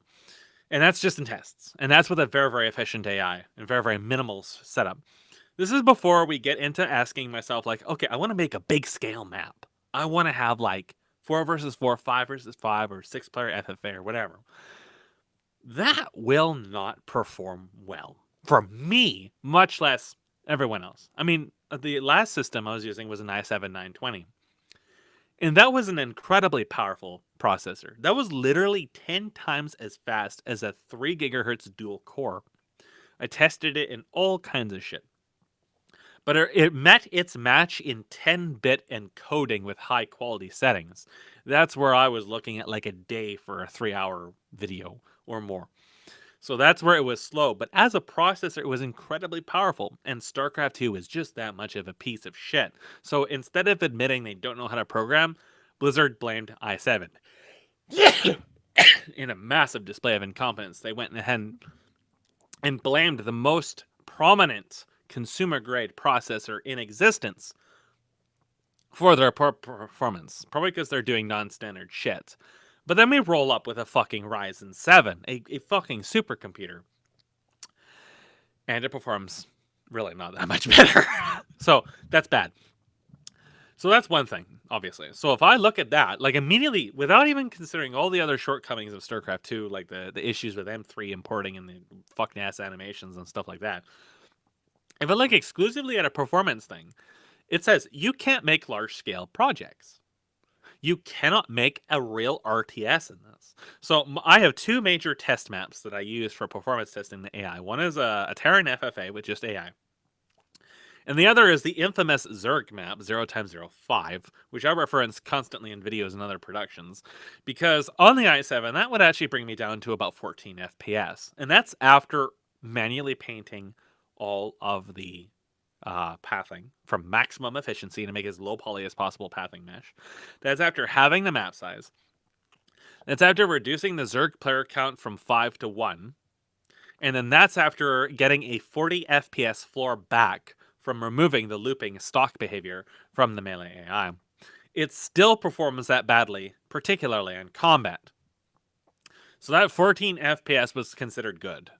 But at 14 FPS, like I mentioned before, we had stuff like particles not even appearing most of the time. Like, and you can't imagine even actually playing in this. This is just observing it. On the new system, I can get 30 FPS, but it's one Zerg and one Terran, one of which is just using bullies. And uh, like, what happens when I look at making my maps with the battle moons, where you're fighting like 5 opponents with 1 ally, and you're like covering the entire map in buildings and shit. The AI is trying to deal with fleets and things. You know, we're gonna go back down to like 20 FPS or less on this hardware, and that so. But you have to have this you need to have these settings because you're trying to make an RTS. You need to have scale to go with an RTS. Is the entire fucking point of an RTS. We don't want to be like Warcraft 3 where we have to introduce fucking food caps and upkeep just because we can't get the fucking engine to perform properly. We want to be like Blizzard North was with the Diablo 2 where they looked at 3D and they said, no, we don't want 3D because we can't do stuff that we do in Diablo with 3D. Blizzard North literally said they didn't want to. There was a 3D engine proposed in 1997. That's the 3D engine they ended up using for Warcraft 3 and StarCraft 2. Blizzard North didn't want it for Diablo 2. They did not want it because they couldn't have the number of things going on. They stopped and they said no. Diablo 3 is stopped and they said yes. Look at the difference between the two. It's plain as night as day. Diablo 3 still performs like absolute garbage in modern hardware, and StarCraft 2 is just as bad.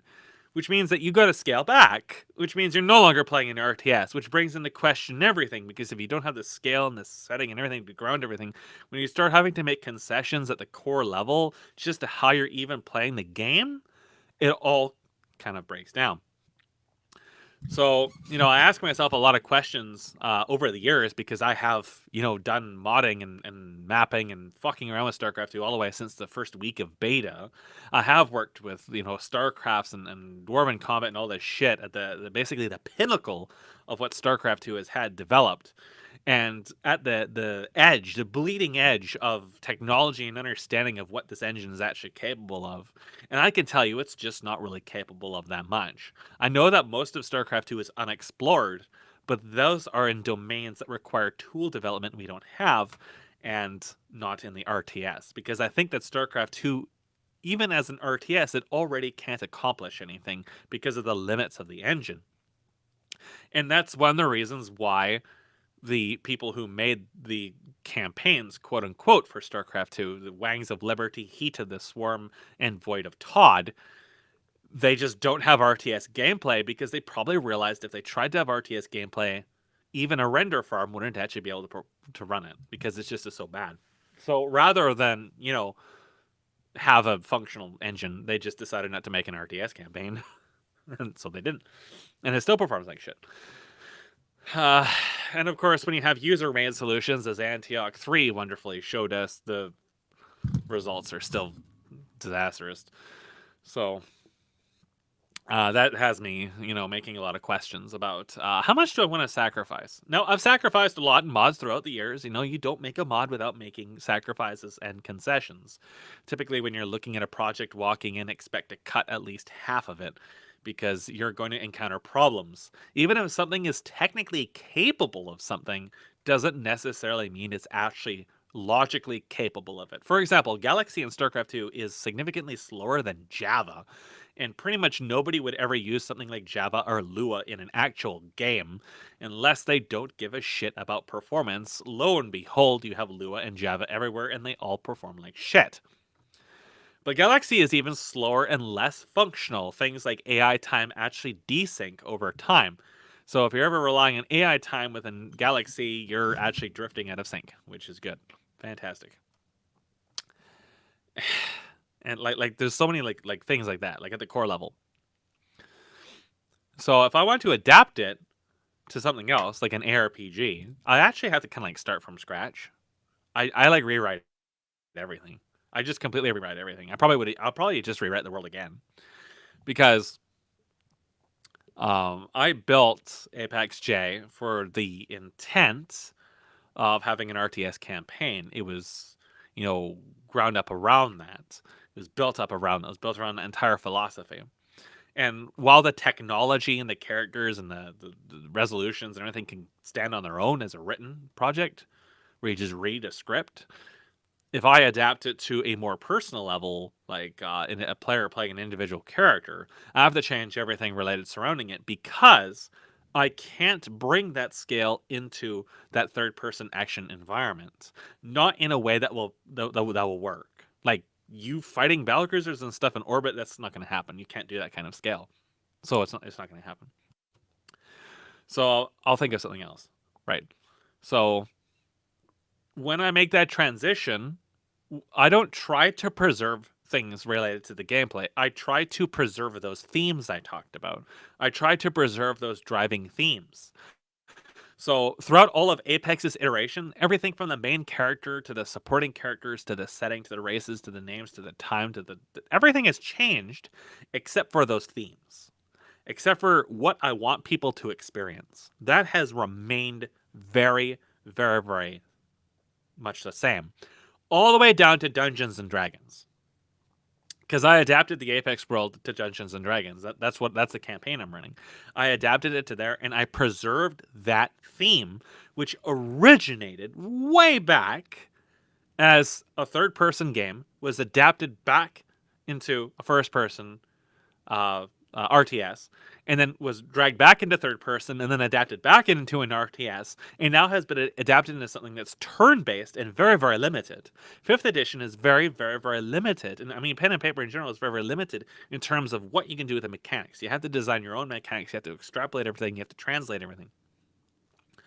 But I accepted all that, and I said, okay, we'll figure it out as we go along, but I want to preserve the theme, the ideas, the feelings, the experiences. And I can most certainly say I've accomplished that, even down to things like the random humor, like the orcs and the stuff like that. These strange, bizarre, tongue-in-cheek kind of things that can be very silly, but still take themselves very seriously and are still very grounded in reality. You know, where the orcs are actually dangerous. They actually do have technology. They actually can do stuff. They have guns. They have, tanks and airships and stuff like that. They still are relevant.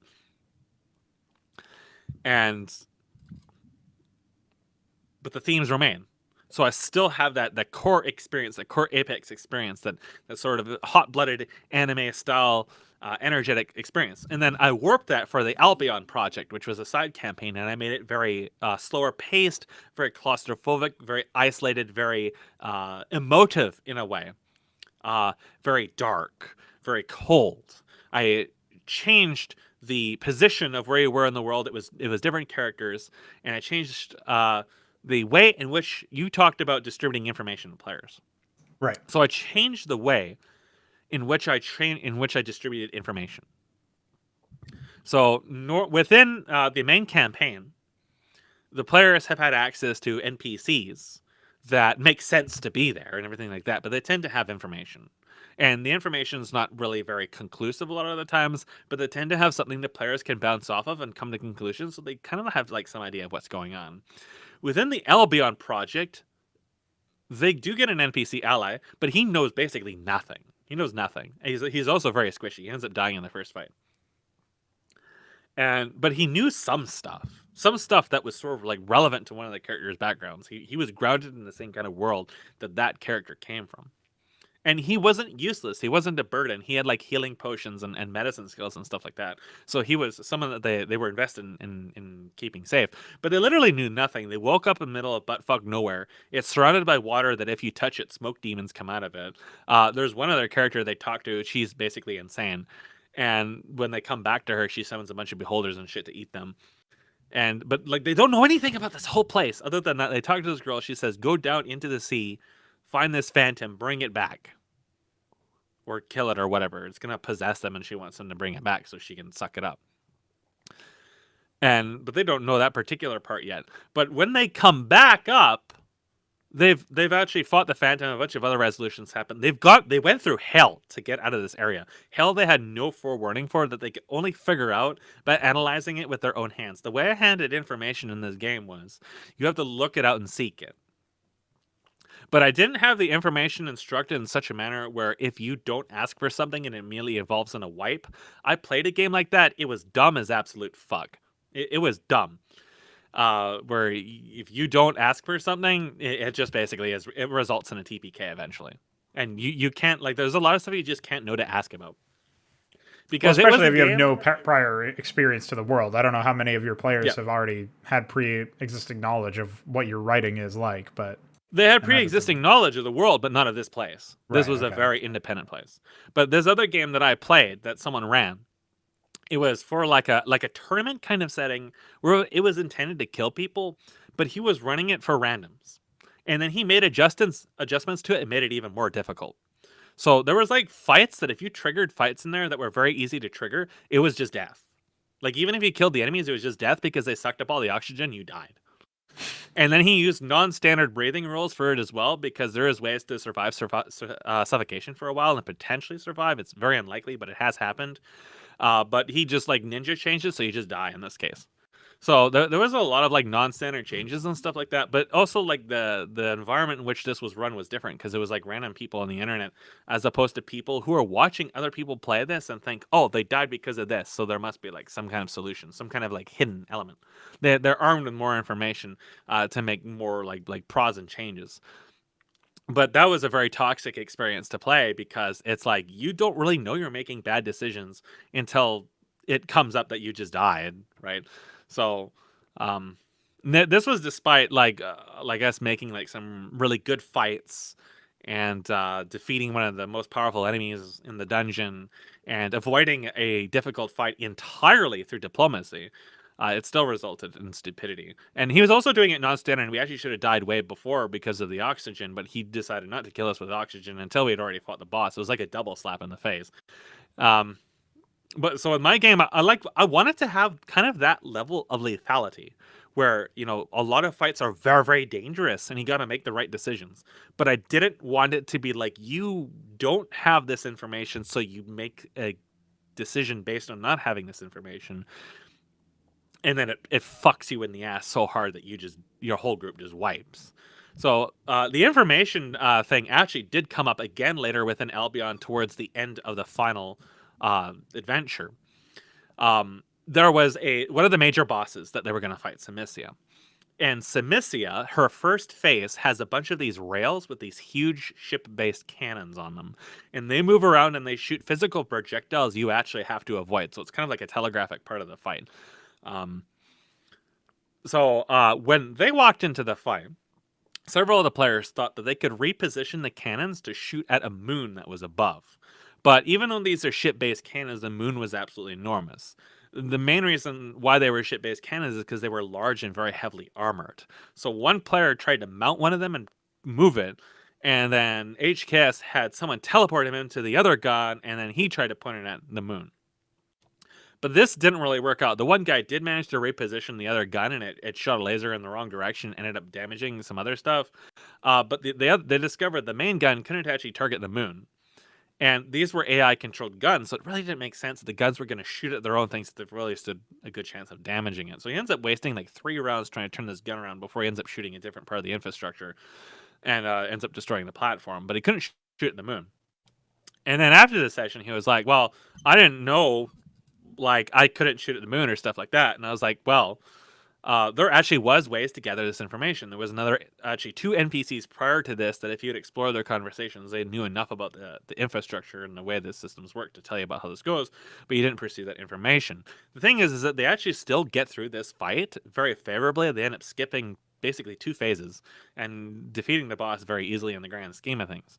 But their first like rounds within the fight were basically them just wasting time because they didn't have the information to make educated guesses about what to do to maximize their time in the fight. But that's part of when you have something really big and open like D&D is sometimes you get into something you don't have all the answers for. You're not always going to know everything that's going on. As a designer, I feel like it's the role to at least, you know, throw you enough of a bone that you can make decisions on the fly and play by reaction to what's going on and not necessarily get fucked completely just because you didn't ask this one question or you didn't check this one corner or whatever. So it's going to be a very difficult fight because several of the players who do a lot of damage otherwise spent a long time messing around with these cannons and not really accomplishing a whole lot with them. Meanwhile, one of the other characters was repeatedly taking unnecessary damage from one of the other cannons by like being in front of lasers. But at the end of the day, you know, like I said, they came out of the fight fairly scot free, all things considered. Right. But like still, like that was still like a very like risky first phase with not a good start because they were trying to do things they didn't even know they could do, and it turned out they really couldn't. But like earlier in the game, there was other information they could have gotten that they didn't because one of the players didn't decide to share it. It came off of a journal. So I had this long, like I think like an hour long discussion about how information was being handled, and my general consensus was I wasn't going to change how I was going to handle information because I felt like the way, like obviously it's different with like a single player game where it's linear because everything is going to be linear in digital software one way or another. You need to hand information, obviously, like fluid and in canon and make sense, you know, live by experience, whatever. But the information you hand needs to be relevant in such a case where, you know, the player is not completely, you know, got their hands empty when they really need to make some sort of big decision that's going to end the game or not. But when I'm looking at something that's much more open and free form, I look at it as a sense as I don't want the players to feel inclined or able to just search through something without taking a moment to think. I want people to have to think about something. They knew that they were walking into this platform where this big bad was that had access to mechanical stuff. They had seen mechanical stuff in the past. They were attacked by a Gundam in the previous fight they didn't ask anybody about. So they knew there was some kind of automated defense system, some kind of other stuff going on. There was two NPCs they had access to for a time they could have talked to about these automated defense systems. They didn't bring up the subjects. As far as I'm concerned, that's their loss. It wasn't really my mistake. Because at the same time, in this fight against the cannons, he can just as easily just sit there and shoot them and destroy them and not have to deal with them again. Or he can just ignore their lasers and fight the boss. There's like so many decisions you can make. But they made the call to start messing around with the cannons and try to use them for something unusual. That didn't work out. I mean, they did end up destroying a bunch of infrastructure with the one gun, and they did end up shooting some eyes with the other gun, so you can't say it was completely for nothing. But they weren't going to destroy the moon with it. They weren't going to like completely end the entire fight with this. And the fact that they tried to wasn't something I ever expected them to do so, but it also was something they made based on assumptions and guesswork. Now, the learning process and figuring out how things work, that's something I think about a lot because I've been introducing a lot of unorthodox things into this game. I'm exploring the rules, I'm interpreting them in different ways, I'm adding in elements that use existing rules but in different ways. Everything uses custom stat blocks. I haven't referenced to stock material for over a year now. I'm building everything from scratch. So there's going to be a learning process both for me and how I run stuff because a lot of things turn out to be too annoying to run or track, but also for the players to discover how their new opponents work. So say, for example, this boss summons eyes. She has a huge amount of health, and attacking her is difficult because of her damage reduction. But if you destroy the eyes do a flat amount of damage to her. So defeating the eyes is really like the main way to do damage to her, especially with area of effect. So when I think back to something like StarCraft, or an ARPG or something like that, there's not really as much granulity in the complexity of things you can distribute. And when we look back to the previous podcast where we talk about like the behaviors of things all comes into the discovery. There's no tooltip when you build this unit that says precisely how it behaves and how to use it. The player is going to discover that through working it, just like tanks. When you build a siege tank, it doesn't come with a tooltip that says, put me on a ledge to maximize my effectiveness. Put me behind a mineral line to, you know, put the enemy in a bad spot and force them to come to me, you know, so on and so forth. Give me anti-air protection, so on and so forth. The game doesn't tell you how to use this stuff. This is the sort of stuff people use and figure out on their own when they use that little gnarly thing inside their head called a brain. So information, when I look at information, I try to make it as consistent as possible. So like I said, each of my missions had a lot of new content in it. We were looking at like maybe one new faction in every single mission. But the factions are all like Terran factions. They all sort of play around the same things. They all have variations, but they all have different behaviors. but the missions are also built for long skill. So it's not like you're going from a 20-30 mission or 20-30 minute mission to another 20-30 minute mission, and everything is changing between every single mission. So there's no consistency whatsoever. Most of my missions were targeting like the hour to 2 hour to even 3 hour mark, depending on which part of the game they're in. That 1v1 map was an exception. So I was looking at something that scaled up over time. I was looking for those longer, kind of more drawn out, more strategic kind of games that involved the entire map. So that meant that you had time to absorb things as go along. So I don't really believe in Blizzard's idea of removing early game. That is the worst possible thing you can do in such a case like this. Early game is so extremely important for the learning process, and this goes for all genres, not just StarCraft, but like shooters and stuff like that.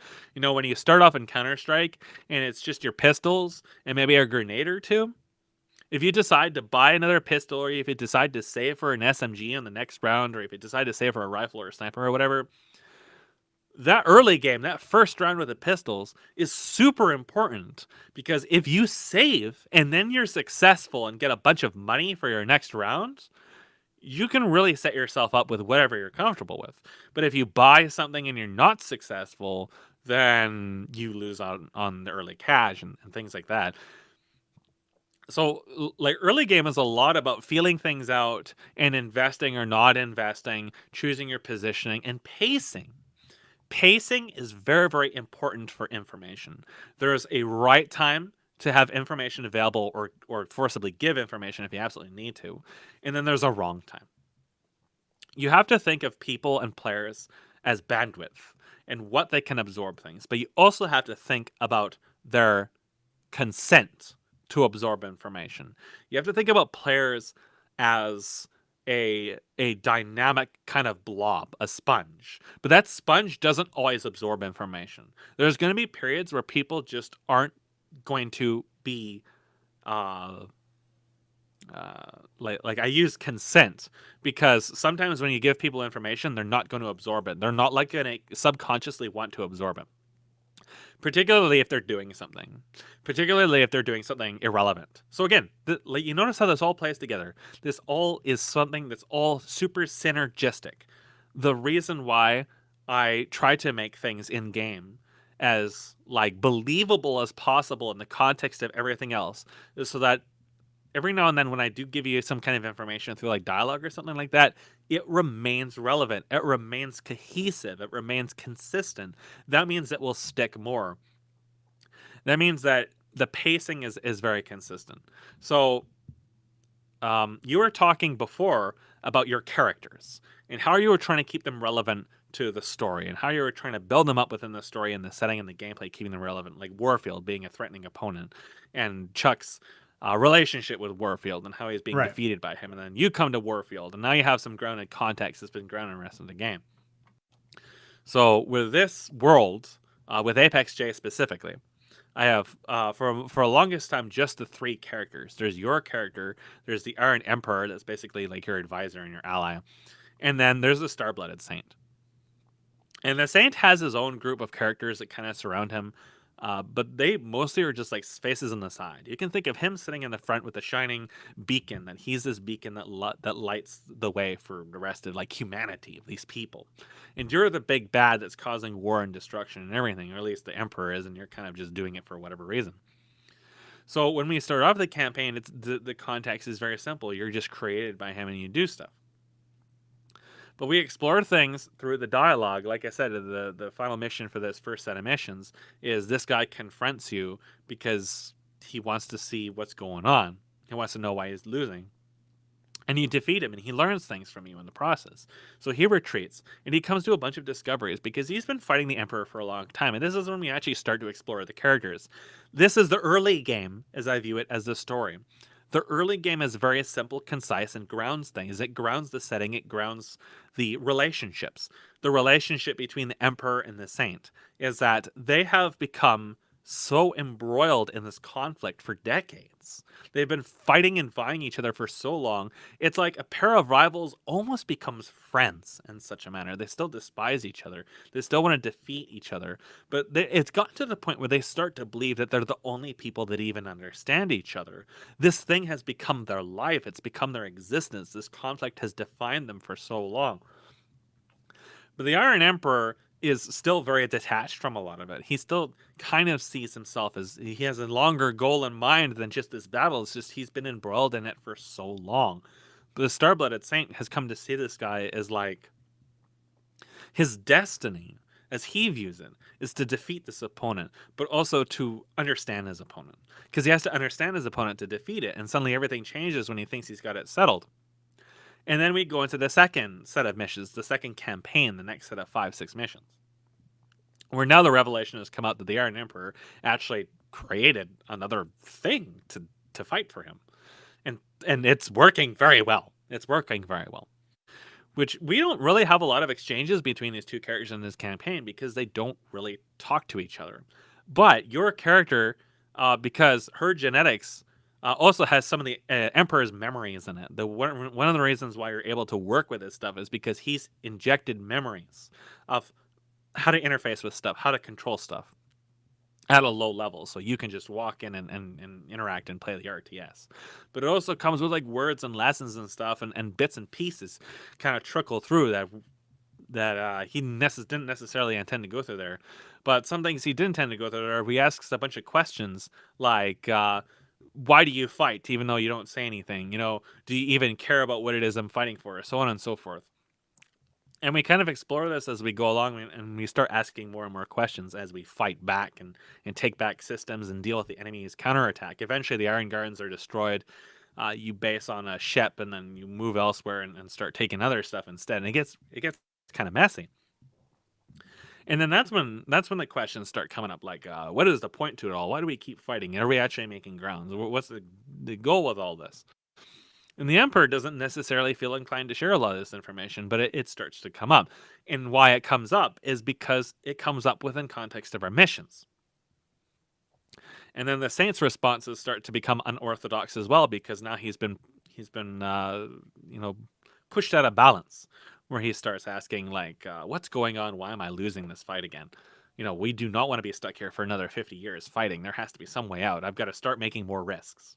Got to start doing more risky things. So more bizarre things start happening where you go into neutral territory, and normally the Saint doesn't want to fight other people than you. But these other people don't want anybody going there. They'll attack anyone who goes in there. So now you end up in an FFA situation where he's like, we have to deal with this now. We can't let anybody stop us. And he starts to get a little reckless. And then things get hilarious. And all of this is, again, we focus on the RTS gameplay where you are a character playing an RTS and your emotions are like writing the story, because you are shaping through what is happening here. You are at the pinnacle. You are the epicenter. You are the focus. As opposed to like Raynor, where Raynor is just like Metzen self-insert acting cool and drunk amidst just shit just splattering all over the place on its own. Until you get to fucking Artenis, where he's like the most one-dimensional character I've ever fucking seen. The Legacy of the Void was just so fucking bland, where like Artenis comes in and Kerrigan is like, hi. And Artenis is like, hi, I'm a plant. You're a Zerg. I've got a dick. You've got holes. Let's make hybrids. And then Kerrigan is like, oh yeah, I'm going to become God now. And Artenis is like, okay, I'll be your bull. But then Kerrigan is like, nope. You're the cuck. Raynor's the bull. So you just sit there and defend against endless waves of units over and over and over and over and over again as I shoot lasers at stuff. So Artanis is all about, at least when it begins, taking the fight to the enemy, reclaiming Ire, being the bull. But then it ends with him being the cuck again, where it's just like Kerrigan just plot devising her way to defeating the big bad as he randomly deletes pieces of terrain and spawns stuff around instead of actually fighting you. And he spawns all the stuff in the game you have fought to this point. Zerg, Terran, Protoss. So There's not even any unique enemies to fight except for the Void Thrashers, which are terrible units. So not only do you not even get to fight the enemy, you are not the one ultimately destroying the enemy either. You get relegated to the aside as a character, and in terms of the gameplay. In terms of the gameplay and in terms of the character, you're relegated to the side. Your relevance just disappears. So there's like more like I can go on for hours to disseminating this stuff. There's so much fucking disconnect in these badly written fucking Western games, especially, where you as a character, as a concept, just don't actually really matter. You don't really matter, and you never really feel like you matter. Like Diablo 3, Malthael. Malthael is here to claim all the souls and do whatever. And he actually stabs himself with a soul stone and basically becomes Diablo again. And I don't know much about Diablo lore, but doesn't that seem like the opposite of what his character is meant to do? Yeah, like it's very out of left field and makes no sense at all. So yeah, like it is really, really bizarre. Like there's a lot of things that just like happen that just like either don't make sense or don't connect you. And what I wanted with this, Apex J especially is the way I designed it, is I wanted you to always be in the center. But I also wanted it to be one of those cases where your character doesn't really say too much. That you speak always through your actions.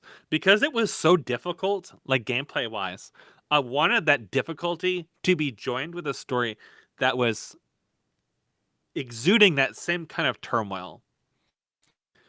That exuded that same kind of desperation. That exuded that same kind of like, you know, Titans trying to fight each other through armies of people. And asking a lot of those questions about the reasons why, because the players innately ask these questions. Why are we doing this? Why is a character doing this? You know, if they've been fighting for years and years and years, how does that affect them mentally? You know, throughout all these things, we explore a lot of psychology. We ask a lot of these questions that a lot of science fiction and fantasy try to get away from.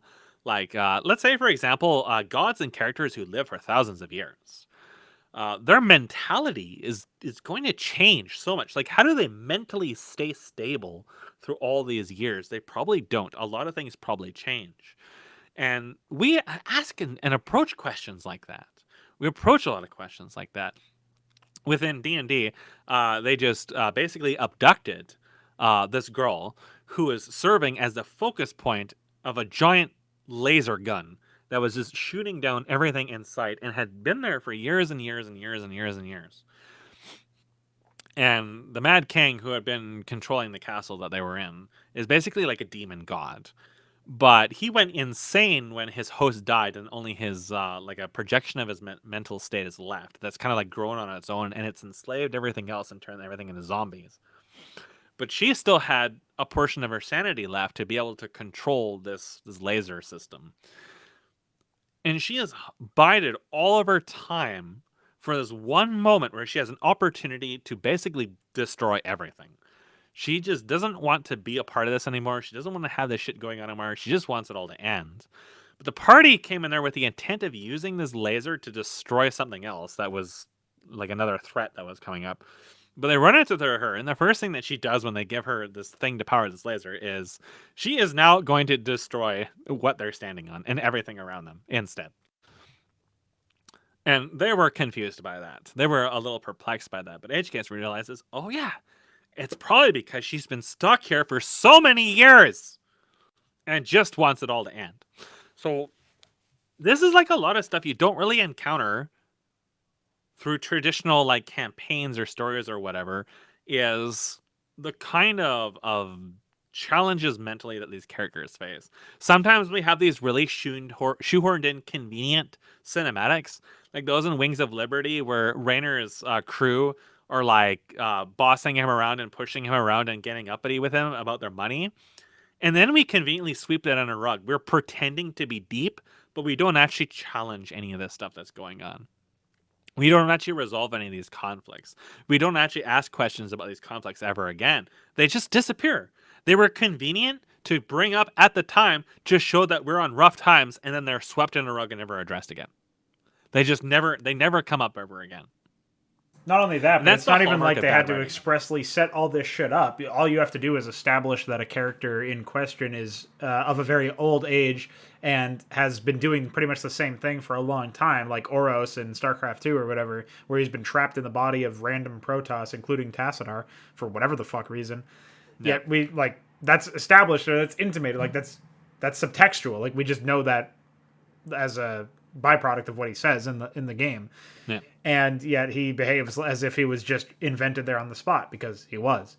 And then in your Yeah. example, it's not like, I assume, you went to great lengths to explicitly state the exact age of this person or exactly what they've been doing. Like, that's just a context clue. They've been chained here. Like, you know a little bit of background about the person or about what's been happening in the background of that, and then your players just figured that out, like what their motivation must be given what they know of that character's history and what they've been doing.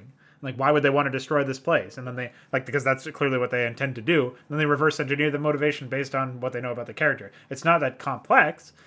It's just well beyond what you would ever see otherwise. So it's pretty fucking silly, I think. That it's something you that bring haven't up. seen. Yeah, it's just And it's then, never something you see in modern games or anything like that.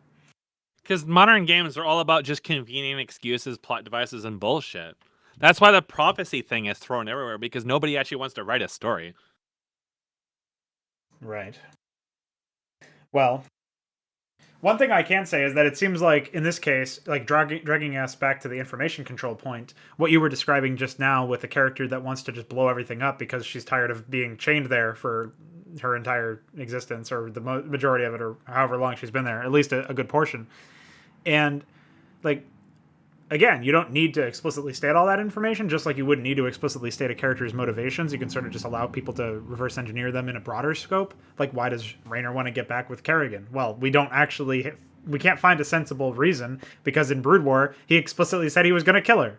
So, like, that's just a contradiction. Whereas, actually, like, you see Phoenix get killed by Kerrigan in Brood War, and of course it's played up in a very heavy-handed manner, but if you saw that, and you without even having Raynor be in the area, you would then ask yourself the question, what would Raynor feel about this? You'd probably be able to know, because you know enough about his relationship with Phoenix, you know enough about his relationship with Kerrigan, to know that he would not take this betrayal lightly and just let 4 years and a bunch of booze that would make Metzen blush, get rid of the motivation that he has. And then everything afterwards. Raynor's like on the run from Dominion and Zerg and stuff. He's watching the Zerg just grow uncontrollably, destroying everything in their path. And then he comes back and he's like, well, it's not her fault. She didn't do that. Yeah, so it very clearly falls apart at the slightest provocation. Yeah. And then she becomes Zerg again, and he's just accepting of this. Well, he does say you're done, LOL.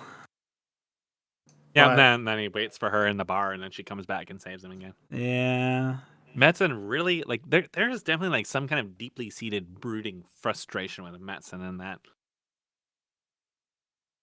Well, I don't think, I don't know if there's too much more for us to explore without getting some more guided information about these concepts here. But I do think that the key takeaways of this podcast being, design your story to fit your medium, and figure out what sacrifices you have to make if you're doing a mod, that sort of thing, along with figuring out, like you described in the previous podcast and in this one, figuring out all of the technical information about your world so that you can then avoid writing yourself into a corner, and figuring out that actually you've contradicted some element of the design of these races or these factions or these characters, because you forgot about a certain element, or something no longer makes sense when you combine it with some other component, like the Terrans having the numbers that they have, but also how that happened in that same time frame. Like, that's a contradiction, very obviously, just a common sense contradiction.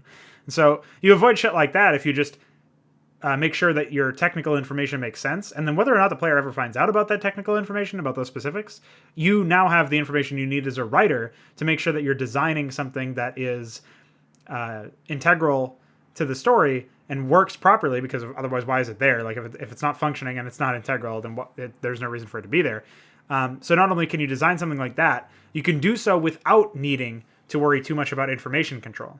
Like we talked about it very early on, this is stuff that basically writes itself when you get your framework down.